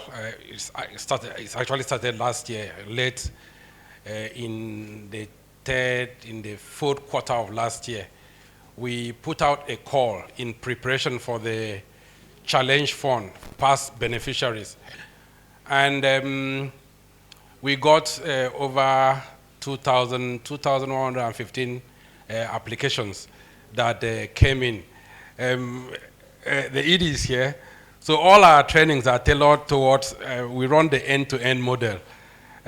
So you can't come into our program without taking something away. Like Hansen said, it's job guaranteed. So there is absolutely something to gain from our program once you come on board our program and you meet the basic criteria. Then you get enrolled, and then you go through the rigorous training. And sometimes we hear people say, how can I learn skill within 6 months? How can I learn this? I said, okay, just come into that program, and then we'll model you and, prep you to become that competent worker that you need to be. So while we told multiple pathways, it's because we know there are limitations to how much wage employment can offer. So we encourage young people who come onto our program to explore, to use their brain to think, and to see how they can innovate and how they can create businesses out of the skills they learn. So we received 2,000 applications, and of course you know that funds are always highly, highly limited. So even the little funding that we had, we worked with the NPO at the beginning, who proposed to be part of the partnership for this year's Challenge Fund. And it's a competition. It's not, you have to win the fund. It's not something that people walk in, pass through the training program, get some certification, and then write some proposals, and then we dole out the funds. You have to show eligibility, you have to show sustainability, you have to show innovativeness in all that you propose. And of course, you have to also show us that you are able to do what you've proposed. So this year we welcomed, we had 2,115 applications that we received. After first vetting, we took out persons who were not part of our skills training program, took out duplicates, and then send the remaining proposals through various partners in their own sectors to read through and see whether they are viable businesses to be funded. And the return came 144 proposals that are viable, that we can explore, that appear innovative, and we took that on board and say, okay, we will cut across all the states that we work in, Akwa Ibom, Rivers State, Ondo State, and Delta State.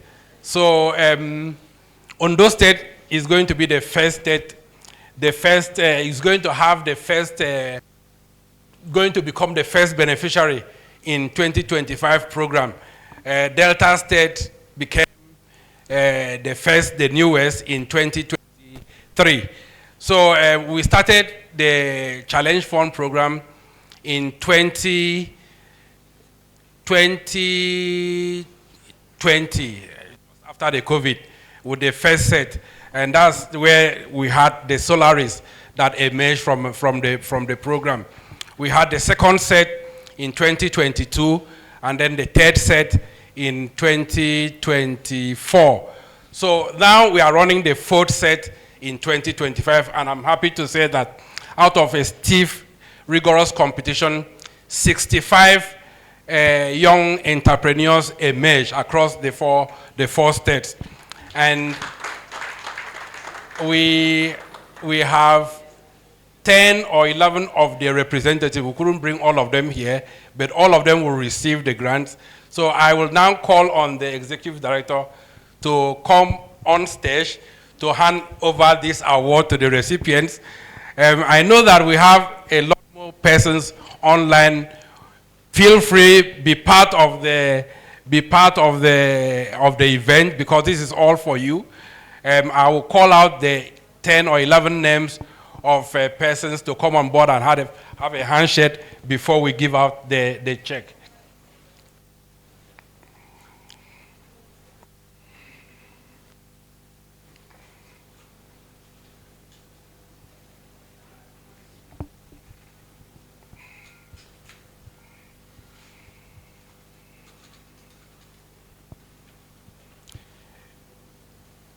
Ebo Kafet.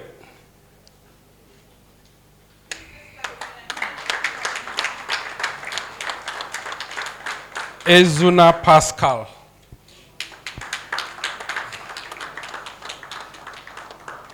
Uche. Handshake and then please stand.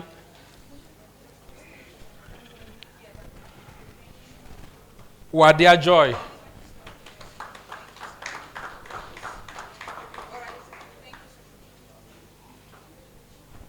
Odili Felix.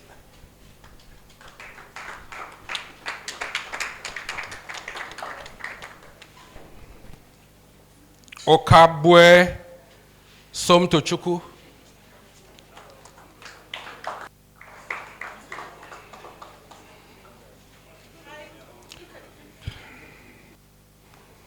Ozima Lawrence.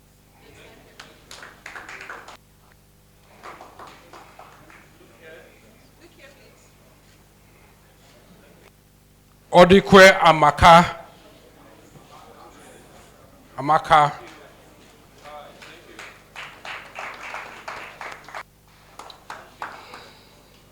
Ngochi Ronze Chigozie.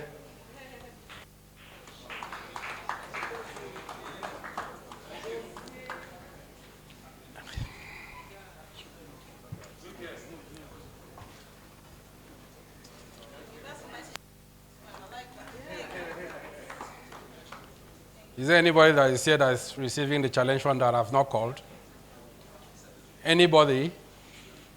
Okay. So we have 8 of them.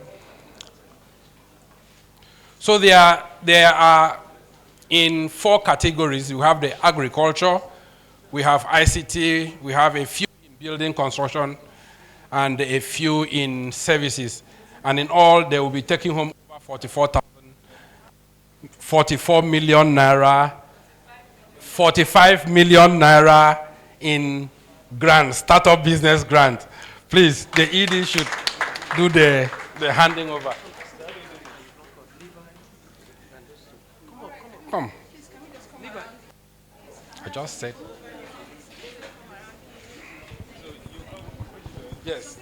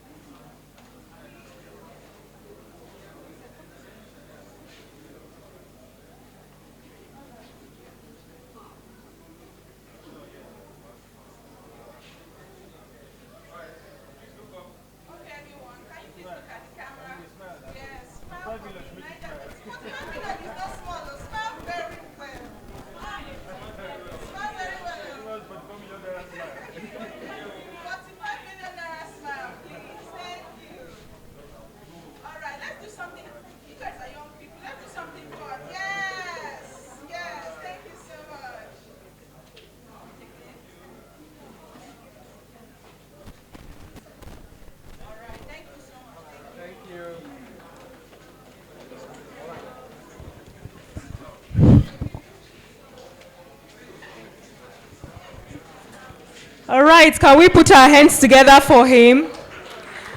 Can we put our hands together for him and all the beneficiaries? Hello? Please, let's come back. We're about rounding off. We will be out of here in a bit, I promise. We'll be out of here in a bit. If we've endured like since morning till this point, 20 minutes more tops will not hurt. We've done noble, we've done amazing. Please, those of us standing, please let's look for where to sit. Let's maintain order. Thank you very, very much. Please, can we put our hands together once again for ourselves? We have done amazing, and it's on this note that we've come to the end of the International Youth Day 2025. And as we draw this inspiring International Youth Day to a close, I want all of us to carry forward the powerful message that we have witnessed today. The amazing potential of our youth as true architects of peace, progress and prosperity in the Niger Delta. Now, today is not just a day of celebration, it is a day for action. And to the young minds that are present here and those that joined us virtually online, you are the heartbeat of transformation. To our partners and to our leaders, the duty to support and invest in our youth has never been clearer or more urgent. It's on this note that I urge all of us present here and those online to have renewed commitment to harnessing innovation, collaboration, and determination so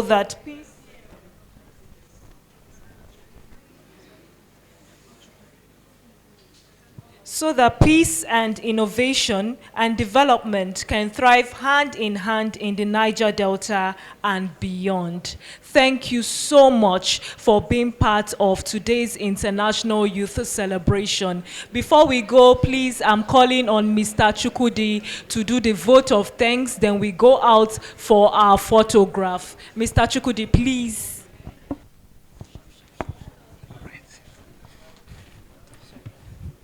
It's been an eventful occasion. It's been a beautiful day. Money has been shared, even though none got to me. But it's beautiful to see that there are young persons in the Niger Delta, in their millions, that are interested in positive work, interested in peace building, interested in building the region and the country at large.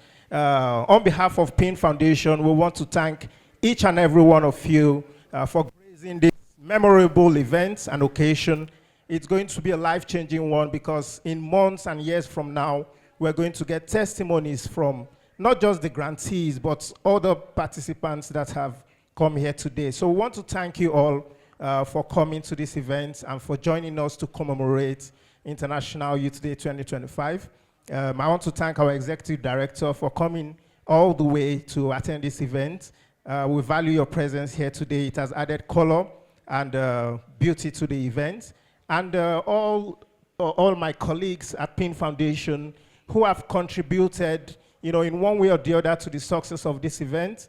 I also want to thank you. And our special guests from the government and from other sectors, we thank you for your time. We thank you for supporting our work at PIN Foundation and for supporting this event as well. To all those who have come, our implementing partners, and others that have come from far and near, and also the young persons that have come from within Asaba here. We want to thank you for coming today. We say as we all go back to our destinations, we shall arrive safely, and we shall definitely meet again sometime to talk about all the testimonies from this event today. Thank you very much once again, and have a very good afternoon.